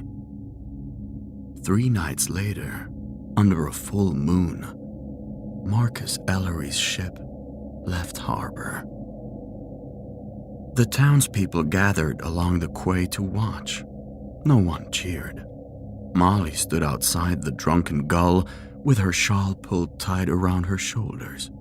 Mr. Bracken watched from the doorway, pipe unlit between his teeth. Caleb Stroud stood alone at the water's edge. As the ship moved out past the last lantern of the harbor, Ellery raised one hand in farewell. Caleb did not return the gesture. For 6 days, they found nothing. The sea was wide, gray, and ordinary. The first day, the men laughed at themselves for being nervous. The second day, they joked about how they would spend their gold. By the third, the jokes had thinned. By the fourth, the wind felt light and unreliable. By the fifth, the water seemed to calm in places where it should have broken. By the sixth, the food had begun to spoil faster than it ought, and the casks of drink water tasted faintly of iron. Captain Ellery kept his composure. "There is no ghost ship," he said each evening. "Only fog, nerves, and expectation." The man wanted to believe him. On the seventh day, the sun rose pale and weak. By noon, mist gathered on the water in long white ribbons. By dusk, the sky had cleared, and the full moon stood above them with terrible brightness. The wind died. The sails hung loose. The ropes ceased their creaking. The sea became smooth and black beneath the moon, as if the ship floated upon polished stone. Thomas Redwin stood near the rail and listened. At first, he thought he heard waves. Then he realized there were none. What came across the water was slower than waves, older than wind. Wood groaning, chains shifting. A bell, very far away, tolling once. Then the mist ahead began to glow. "Captain," Thomas said. Marcus Ellery turned. Out of the fog came the ship. It emerged slowly, bow first, as though the night itself were giving birth to it. Its hull was black and wet, glistening in the moonlight. Torn sails hung from its mast in long, ragged strips. No wind moved them. A lantern burned at the prow, not yellow like honest flame, but pale and greenish, like light seen through drowned glass. No man spoke. The ghost ship drew nearer. Upon its deck stood figures. At first they seemed only shadows. Then the mist parted, and the men aboard Ellery's ship saw them clearly. They were pirates, or what remained of pirates after the sea had eaten them and given them back. Their coats hung in shreds from bodies swollen and wasted at once. In some places, the flesh clung gray and tight to bone. In others, it sagged in strips, wet and dark, as if torn loose by fish and storm. One had no lower jaw, yet his tongue moved behind broken teeth. Their eyes burned faintly in hollow sockets, not with life, but with a cruel memory of it. Their weapons were bright. That was what frightened Thomas most. Not the rotting hands, not the hanging flesh, not the seaweed tangled in their hair. The blades were clean, sharp, polished, ready. Then a voice came from the ghost ship. "Stand and be counted." The crew looked to Ellery. The young captain drew his pistol. "Men," he said, though his voice was not as strong as before, "hold fast." The ghost ship struck them without touching. One moment it was several yards away. The next, the deck was full of dead men. They did not climb over the rail. They did not swing on ropes.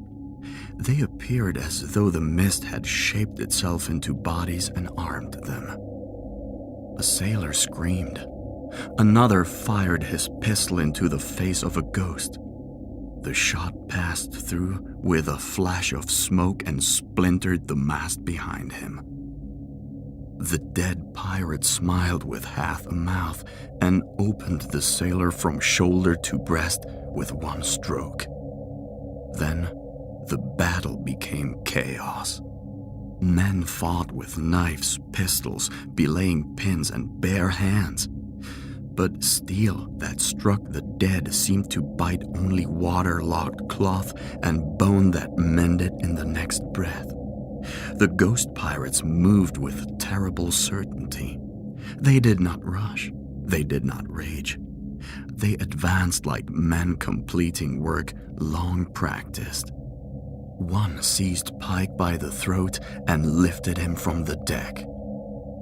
"Serve," it said, in a voice like stone under tide. "or perish." Pike sobbed once. "Serve." The thing released him. At once, the color left Pike's face. His eyes clouded, his lips darkened. He turned toward the ghost ship as calmly as a sleepwalker and began to walk. Another man refused. A blade flashed. He was dead before his body struck the planks. All around Thomas, the same offer came again and again. Serve or perish. Some chose death with courage. Some chose service with terror. Some could not answer quickly enough and were answered for. Captain Marcus Ellery fought his way toward the center of the deck, blood on his sleeve and disbelief breaking at last in his eyes. Then the mist before him opened. A tall figure stepped through. He wore a long black coat crusted with salt. A rusted pistol hung at one hip and a curved sword at the other. His face had once been handsome, perhaps, but death had carved it into something severe and hollow. His beard was braided with black cord. His eyes were pale as moonlit bone. Captain Ezekiel Graves. Marcus Ellery raised his pistol. Graves looked at it with mild interest. "You came far to find me," he said. Ellery's hand trembled. "You are not real," "No, Graves replied. not as you understand the word." Ellery fired. The shot passed through the captain's chest and vanished into the fog behind him. Ezekiel Graves smiled. "You wanted proof. Men like you always do." "I wanted the truth," Ellery said. "No, said Graves. you wanted to return with it." For the first time, Ellery did not answer. Around them, the crew was being taken. Men who had drunk in the drunken gull. Men who had laughed at Caleb Stroud. Men who had counted imaginary gold in their palms now crossed the deck with empty faces and stepped onto the ghost ship as if answering a roll call. Graves drew his sword. It made no sound. "You are a captain," he said. "so I offer you a captain's choice. Die as a fool, or command beneath me until judgment finds the sea." Ellery stared at him. Thomas Redvin saw the moment clearly. He saw the young captain's pride, his fear, his desperate hunger to remain something more than a warning told in taverns. He saw Marcus Ellery lower his weapon. Then Thomas ran. He did not choose death. He did not choose service. He chose the black water. A ghost pirate turned toward him, but too late. Thomas reached the rail, climbed it with shaking hands, and threw himself over. The cold struck him like iron. He sank deep down through moonlight and shadow, with the sounds of battle muffled above him. For a moment, he thought hands had taken his ankles. He kicked wildly, lungs burning, and broke the surface. His ship was no longer his ship. The ghost lantern bathed both vessels in its sickly glow. Men walked across from Ellery's deck to the black ship. Some resisted and were dragged.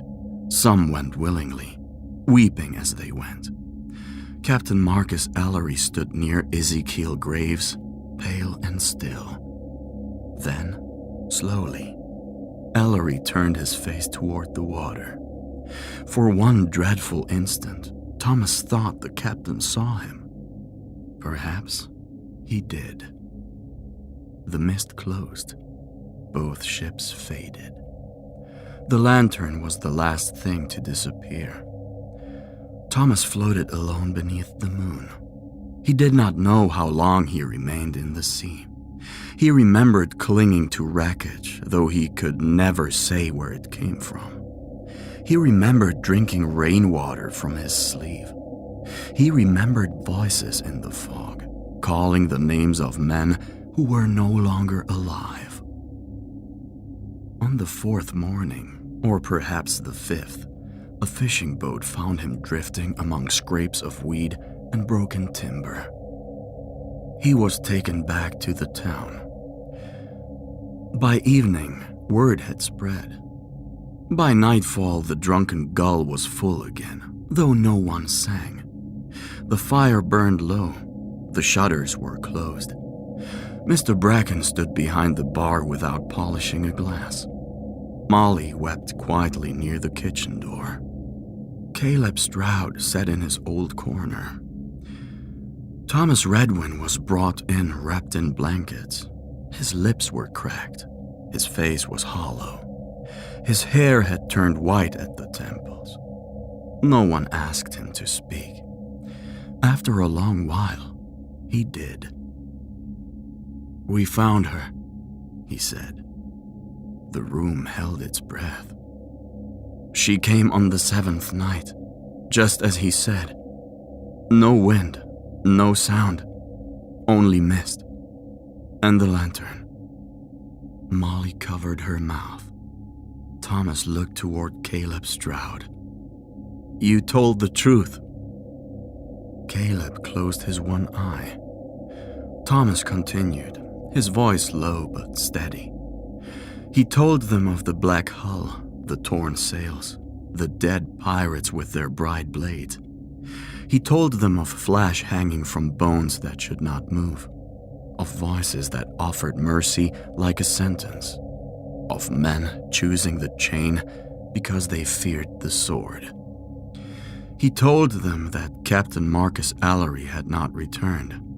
He told them that no wreckage of the ship had been found. "And the others?"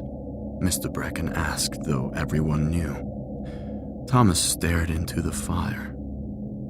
"They serve." No one moved. Outside, the tide struck the harbor wall with a slow, heavy rhythm. At last, Caleb Stroud spoke. "And you?" Thomas did not answer at once. He looked down at his hands. They were still human hands, though they shook badly. Then he looked toward the dark window where his own reflection sat pale and thin among the candle flames. "I jumped," he said. "That is all." Caleb watched him. Thomas swallowed. "They asked the others to choose, life or soul, sword or service." "And you?" Caleb asked again. Thomas turned from the window. "I was not asked." The fire gave a small crack. Somewhere out beyond the harbor, hidden by distance and night, a bell tolled once across the water. No church bell answered it. No ship in port rang in reply. The men of the drunken gull sat frozen in their places, while Thomas Redwin closed his eyes and listened to the sea.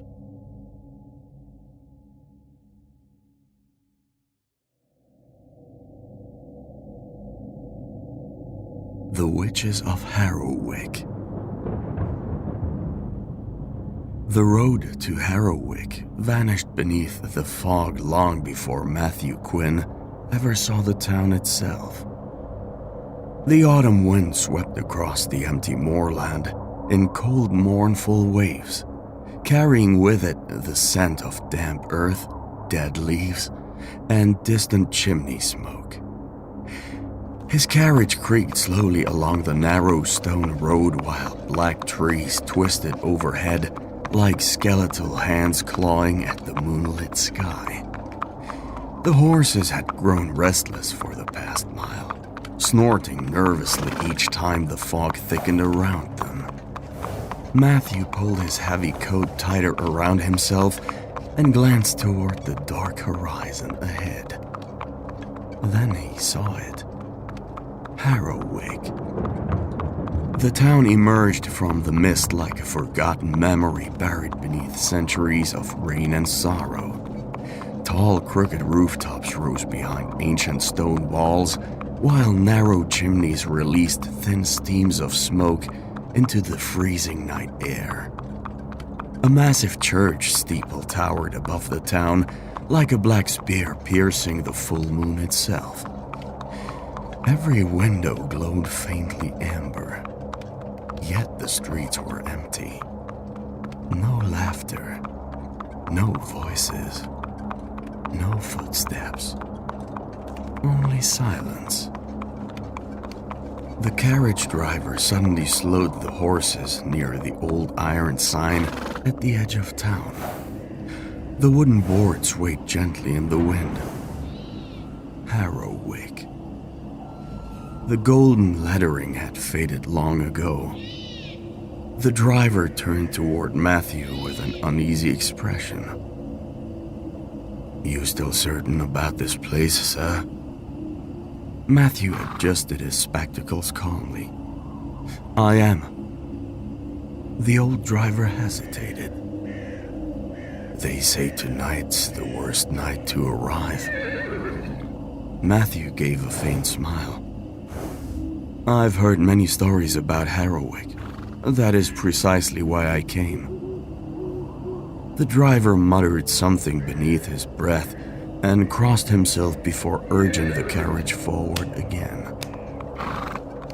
As they entered the town, Matthew immediately noticed strange symbols carved above many doorways. Bundles of dried herb hung beside windows. Small iron charms dangled from lantern posts and church fences. Protection symbols. Superstition fascinated him. For nearly 10 years, Matthew Quinn had traveled throughout Europe, researching forgotten legends, witch trials, hauntings, and cursed villages. Most stories dissolved under scrutiny into simple fear and folklore. But Harrowick was different. The records surrounding the town had always unsettled him.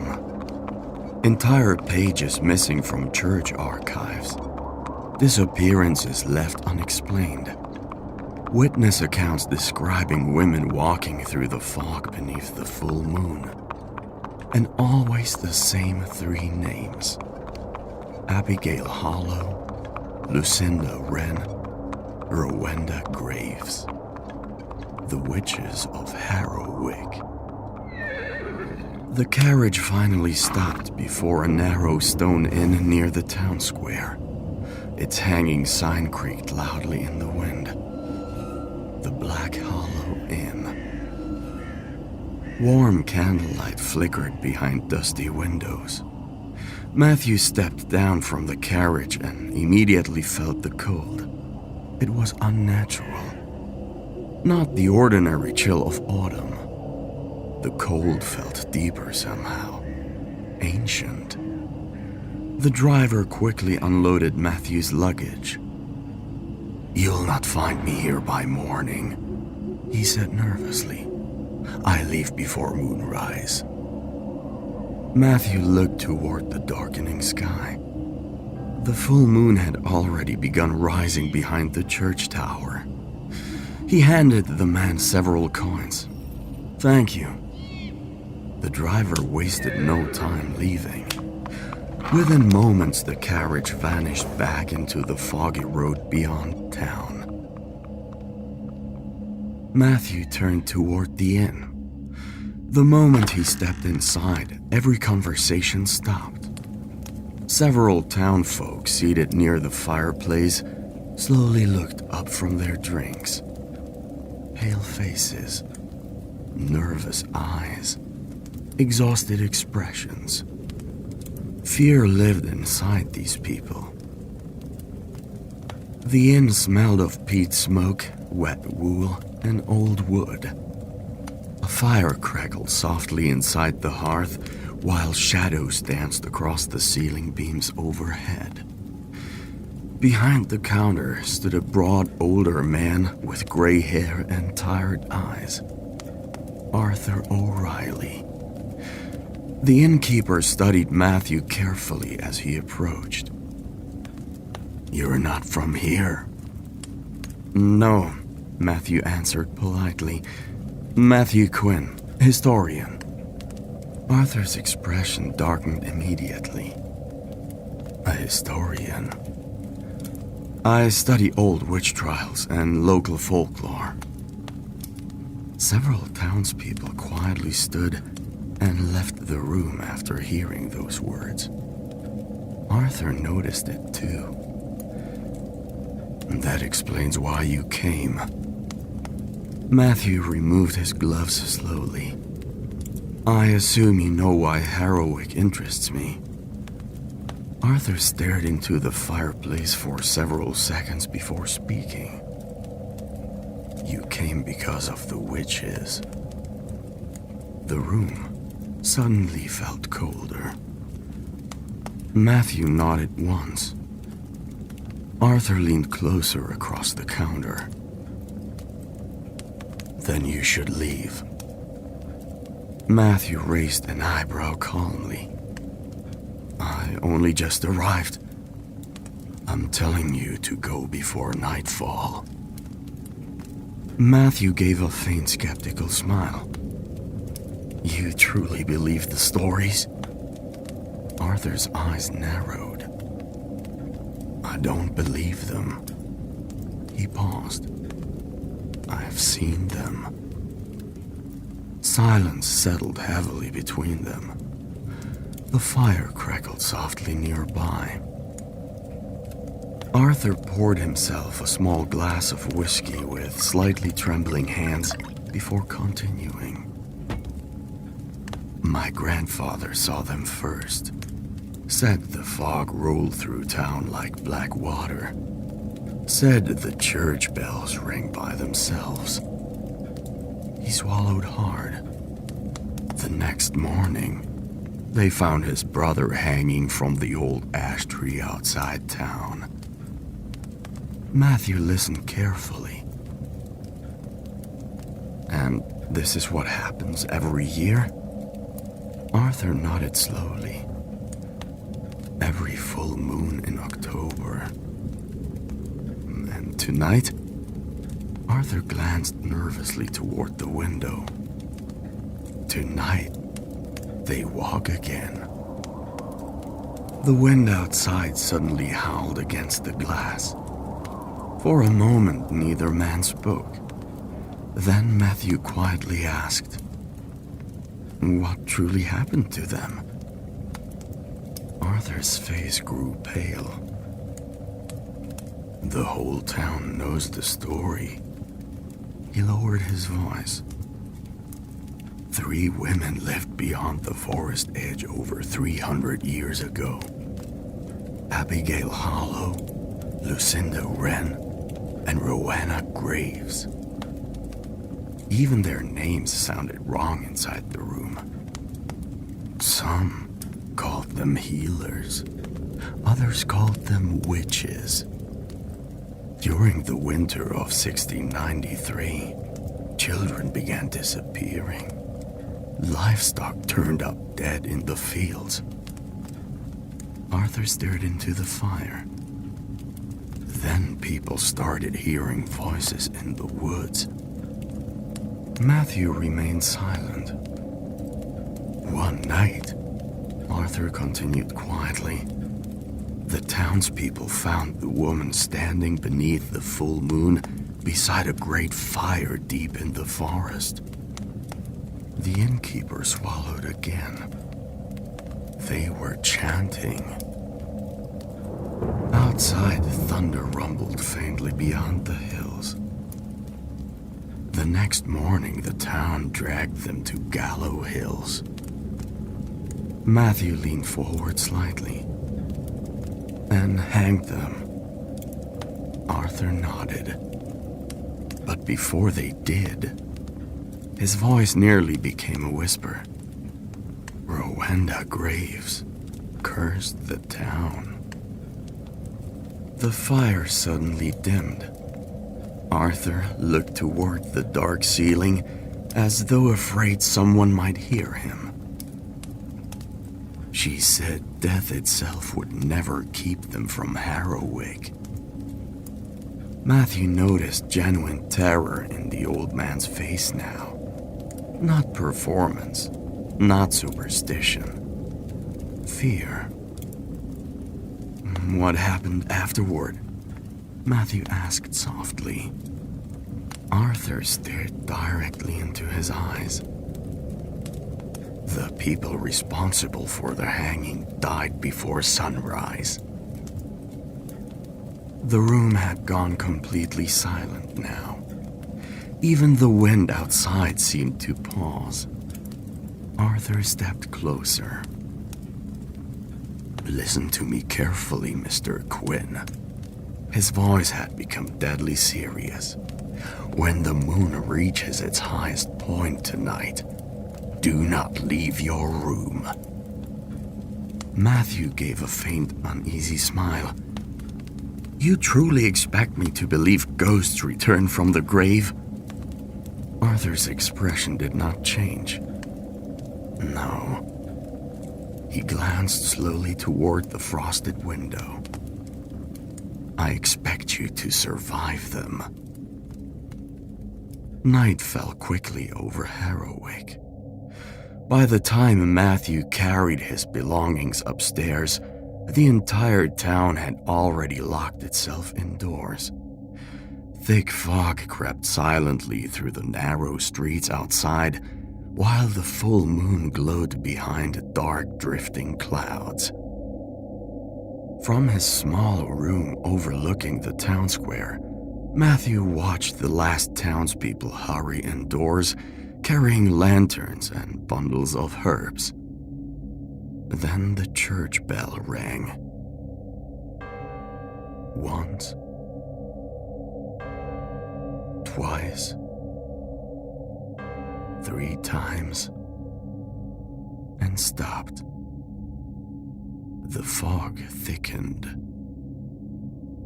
Matthew sat beside the window with his notebook, carefully reviewing the ancient church records he had collected over the years. Much of Harrowick's history remained fragmented, but one detail appeared consistently in every account. The witches always returned together. Near midnight, the wind outside began to change. Soft at first, then colder. Much colder. Matthew noticed frost slowly spreading across the inside of the window glass. The fire inside his room weakened unexpectedly. Then came the sound.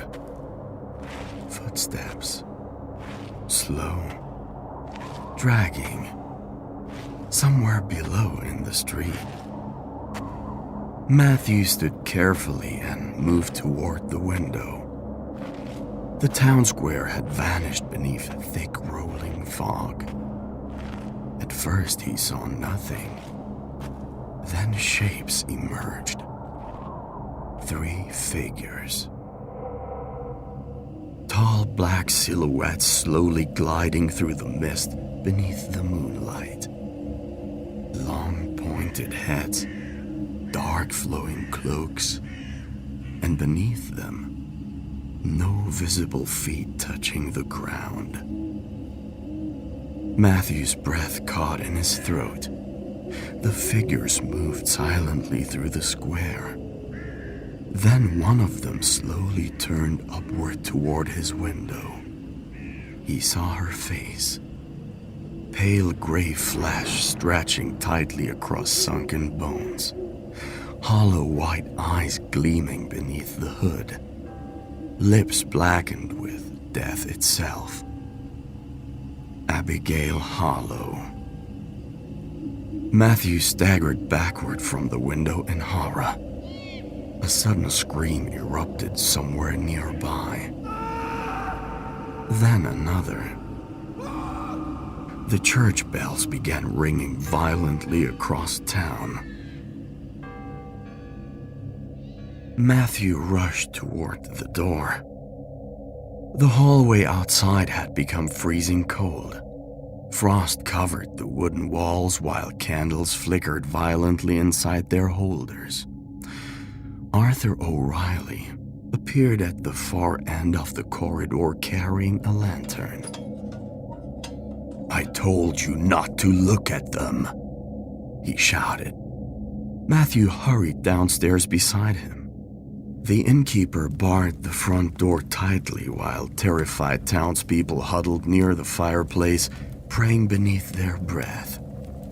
Then came scratching at the walls. Soft, slow, like fingernails dragging across wood. One woman began crying. The scratching moved upward across the ceiling, then stopped directly above them. Silence. A low whisper suddenly drifted through the room. Not from outside, from inside the walls themselves.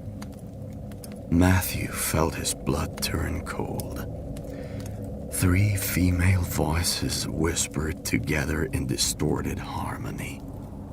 Around the cauldron spirits sing, like elves and fairies in a ring, and by the pricking of my thumbs, something wicked this way comes.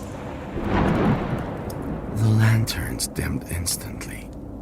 Then, every candle inside the inn went out. Darkness swallowed the room. Outside, the witches moved through Harrowick once more beneath the full autumn moon, just as they had for over 3 centuries. And before dawn arrived, they would claim the town again.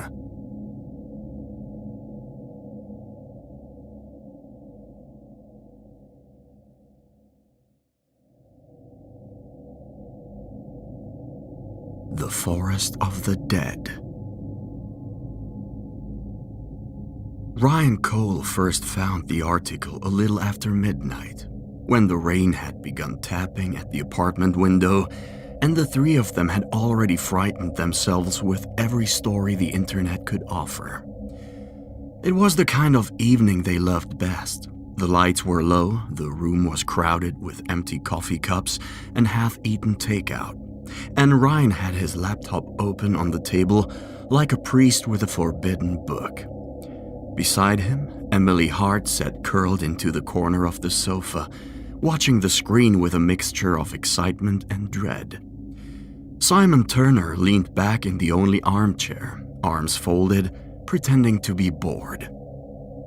"Here," Ryan said. "This one." Simon sighed.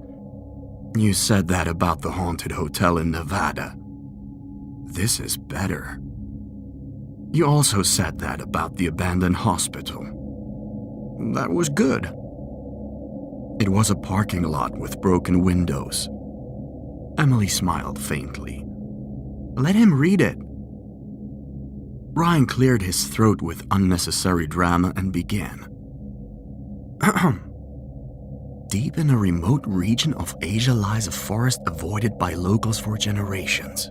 It has no official name on maps, though villagers nearby call it the Forest of the Dead. According to local legend, those who enter after sunset do not return. Some claim the forest mimics the voices of the living. Others report lantern lights moving between trees, though no path exists beyond the first mile. Simon lifted an eyebrow. That already sounds written by someone trying very hard to sell a travel vlog. Ryan ignored him. Search parties have allegedly disappeared. Hikers have reported seeing pale figures standing among the trees. One phrase appears repeatedly in local accounts. He paused. Emily leaned closer. What phrase? Ryan looked from the screen to Simon, then back again. The forest does not kill you. It keeps you. For a moment, the apartment was quiet except for the rain. Then Simon said, "That is actually a decent line." Ryan grinned.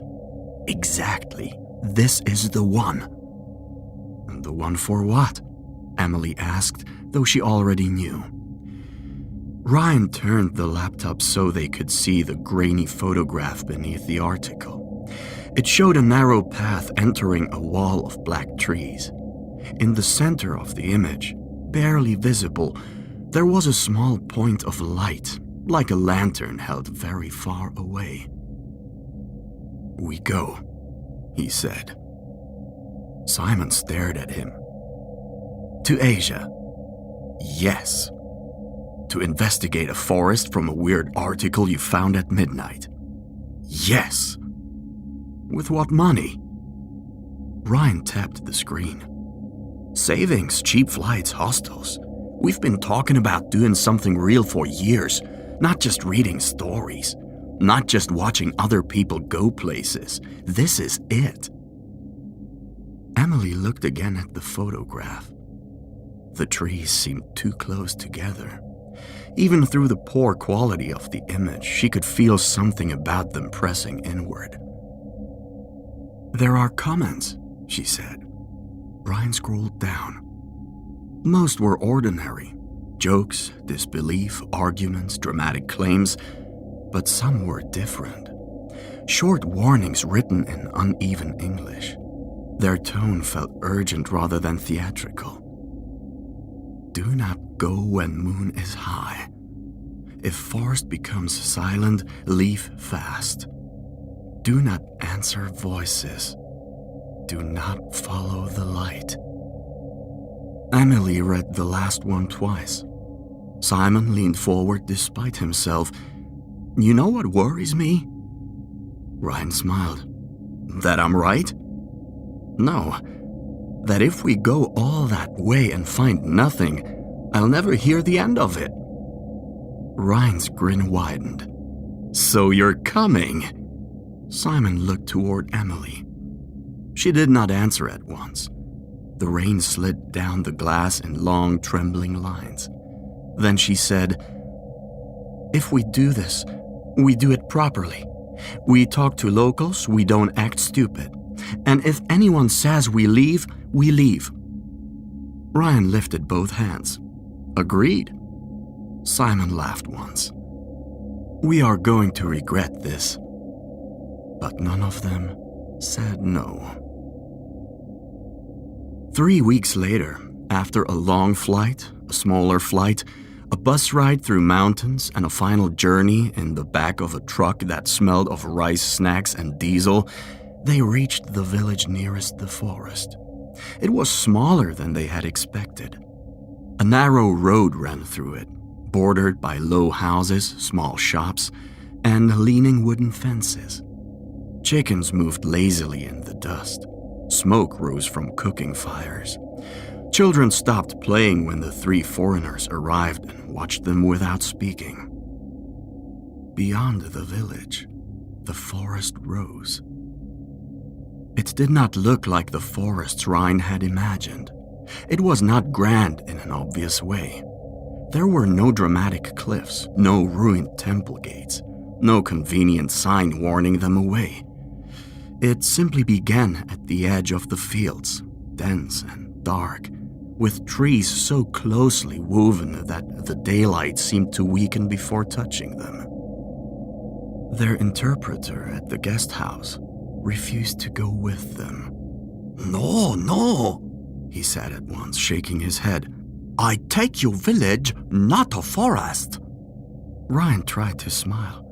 We only want to speak to someone who knows the stories. The young man hesitated. Then he pointed toward an old woman sitting beneath a roof of corrugated metal, sorting herbs into small bundles.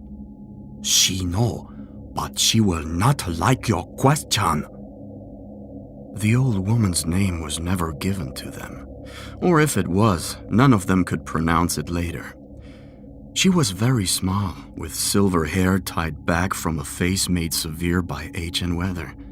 She listened while the interpreter explained why they had come. At first she said nothing. Then she looked at the three of them one by one.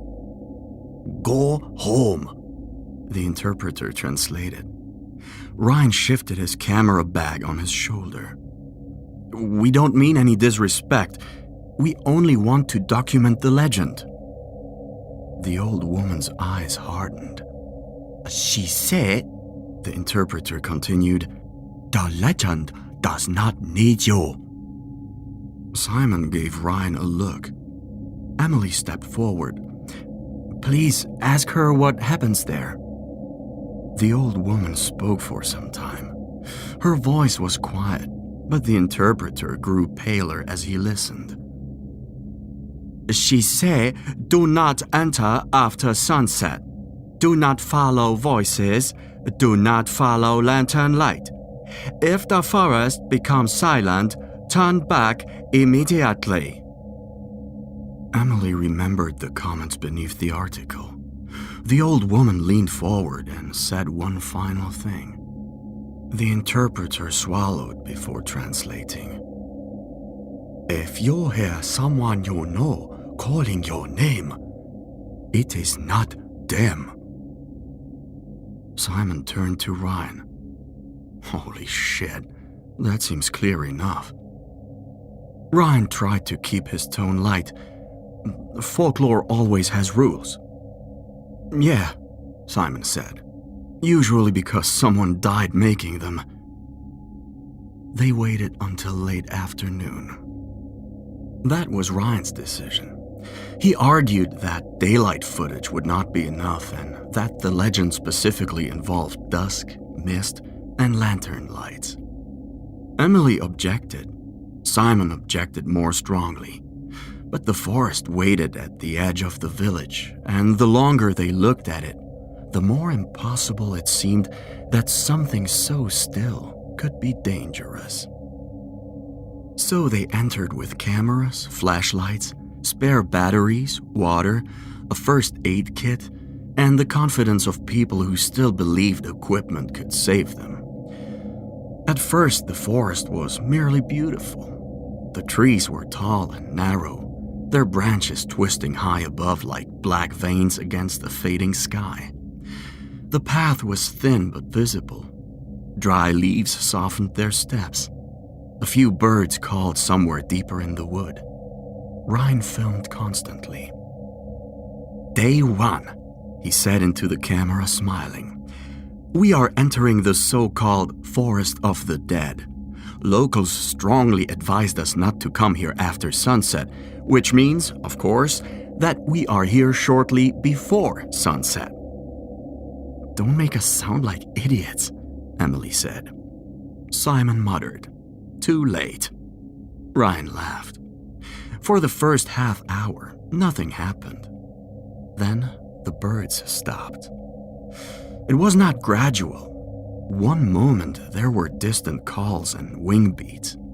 The next, the forest had no sound at all.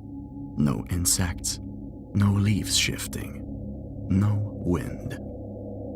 Emily stopped walking. Do you hear that? Simon turned slowly. Hear what? Exactly. Ryan lowered the camera. The silence pressed around them. Even their own breathing seemed too loud. "We should go back," Emily said. Ryan checked his watch. "We still have light." Simon took out his phone. No service. That was expected. Simon opened the compass app, frowned, turned in place, and frowned again. This is not. The compass spun slowly, then stopped, then spun again. Ryan looked back the way they had come. The path was still there, or seemed to be. "Fine," he said. 10 more minutes, then we turn around." 10 minutes became 20. The light faded too quickly. The sky above the trees went from gray to black as if a curtain had been drawn across it. Mist began forming close to the ground, first in thin strips, then in pale pools between the roots. Emily heard the first voice. It came from somewhere behind her. "Emily." She froze. The voice had been soft, familiar, almost casual. Simon noticed her face. "What is it?" She whispered. "Someone said my name." Ryan lifted the camera again, though his hand was less steady now. "From where?" Emily turned, searching the trees. "I don't know." Then, far ahead, something glowed.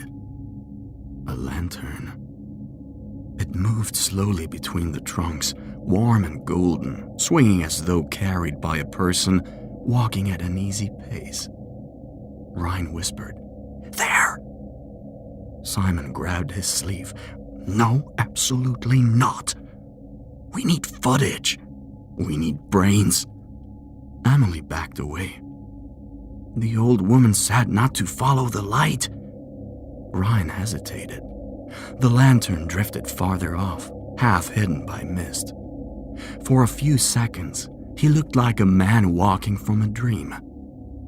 "All right," he said. "We go back." They turned. The path was gone. Behind them stood only trees. Simon stared. "No, we came from there." Ryan moved forward, pushing through branches. "It has to be here." But after 10 steps, he found no track, no broken leaves, no sign of passage. The forest had rearranged itself into a wall. Emily's breathing quickened. "Ryan? I know. No, Ryan, listen." From deeper in the woods came a voice. This time, it called all 3 names. "Ryan, Simon, Emily." It sounded like someone standing just out of sight, patient and calm. Simon shouted, "Who's there?" Emily turned on him. "Don't answer." The voice came again, closer now. "Simon." It was different this time. Simon's face changed. Ryan saw it. "What?" Simon did not answer. "Simon, what did you hear?" Simon swallowed. "My mother." Emily stared at him. "That's not possible." "I know that." But his voice shook. The lantern appeared again, farther to the left, moving slowly through the mist. Simon stepped toward it. Ryan caught his arm. "Hey, no!" Simon pulled away. "She said my name." "It isn't her." "You didn't hear it." Emily moved in front of him. "Simon, please." For a moment, he seemed to see them again. His face twisted with shame and fear. Then the voice called once more, not loudly, not desperately, lovingly. Simon broke. He shoved past Ryan and ran between the trees. Ryan went after him. Emily followed, branches whipping at her face, roots catching at her boots. Ahead, Simon's flashlight bounced wildly through the dark. Then it stopped. The beam remained visible for 1 second, pointed upward into the branches. Then it went out. Ryan and Emily reached the place where they had last seen him. There was no Simon. Only trees, mist, and silence. "Simon!" Ryan shouted. No answer. Emily began to cry, but quietly, as if noise itself had become dangerous. Ryan turned in a circle, filming without realizing it. The camera caught his breath, the shaking light, the empty forest around them. Then, Simon's voice came from the dark. "Guys?" Emily gasped. "Simon?" Ryan called. The voice answered.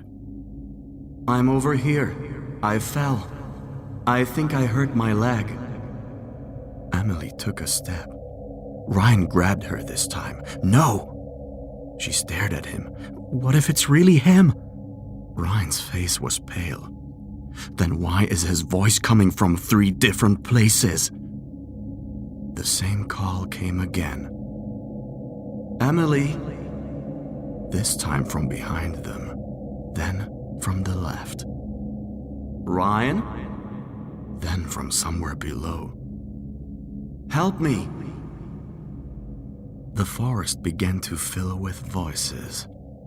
Some were Simon, some were not. Some sounded like distant relatives, old teachers, childhood friends, people they had not thought of in years. Emily heard her father singing a song he had sung when she was little. Ryan heard his brother laughing. The voices did not overlap chaotically. They took turns, as though the forest were searching through a box of memories, choosing what might work. Emily covered her ears. Ryan whispered, "We move, now!" They walked without direction. The mist thickened until their flashlights made white walls before them. The trees emerged only when they were almost close enough to touch. Some had marks carved into their bark. Names, dates, symbols. Others bore deep scratches, as if fingernails had raked them for hours. Then they saw the figures. At first, Emily thought they were trunks. They stood between the trees, perfectly still. Human shapes, pale in the moonlight. A man in torn hiking clothes. A woman with long dark hair hanging over her face. A child holding one hand in the air as if reaching for someone who had just stepped away. Their skin had the gray stillness of old wax. Their eyes were open. They did not move. They only watched. Ryan raised the camera. His voice was barely audible. "Emily, keep walking!" One of the figures turned its head. Slowly. Too slowly. Emily made a small broken sound. More appeared as they moved. Dozens, perhaps more. Some stood half hidden behind trunks. Some were sunk to the knees in mist. Some had faces streaked with dirt and old tears. Their mouths hung slightly open, as if they had been interrupted while calling for help. Then, Emily saw Simon. He stood ahead of them beneath a twisted tree, his flashlight dangling from one hand. "Emily," he said. She stopped. Ryan whispered, "No!" Simon looked exactly like himself. Mud on his jeans, fear in his eyes, a scratch across his cheek from branches. "I'm sorry," he said. "I got lost." Emily sobbed once and ran. Ryan shouted after her, but she did not stop. She reached Simon and threw her arms around him.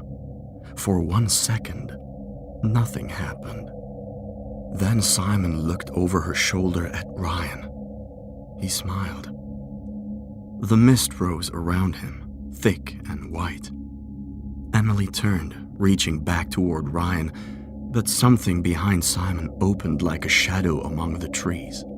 Not a mouth, not a doorway, something deeper than both.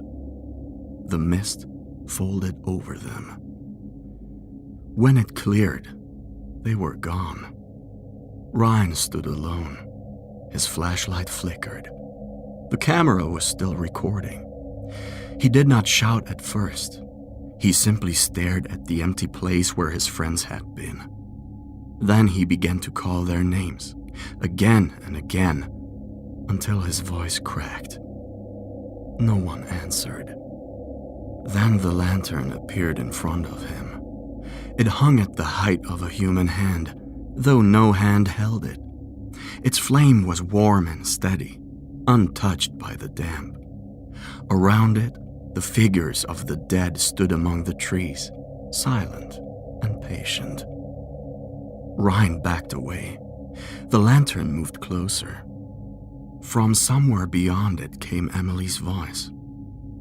"Ryan, it's all right now." Then Simon's. "Come on, we found the way." Ryan shook his head. Tears ran down his face. "You're not them." Emily's voice answered gently. "We are." The camera caught Ryan breathing hard, backing through the trees, turning, stumbling, rising again. For a time there was only darkness, branches, mist, his terrified whispering.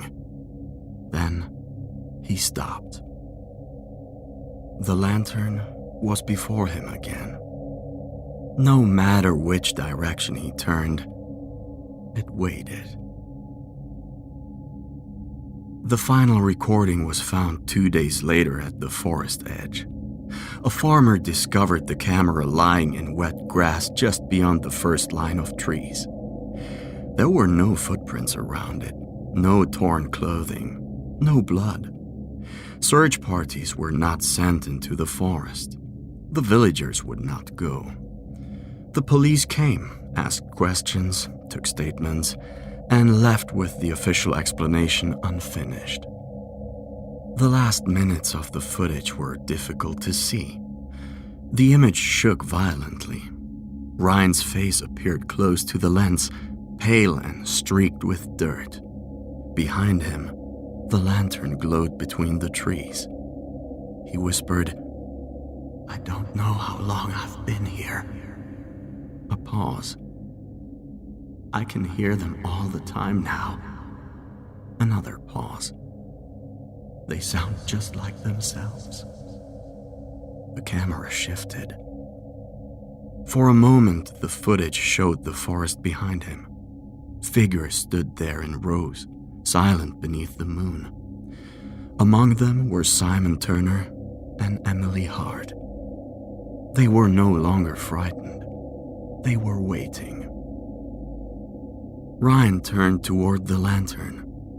His voice became calm. "I think they found the path." He began to walk. The lantern moved ahead of him through the mist. The final image showed Ryan Cole standing between Simon and Emily beneath the black trees. His face was pale. His eyes reflected the lantern light. He looked directly into the camera, though it lay several yards behind him. Then, all three of them turned away. Together, they followed the light deeper into the forest of the dead. The recording ended there.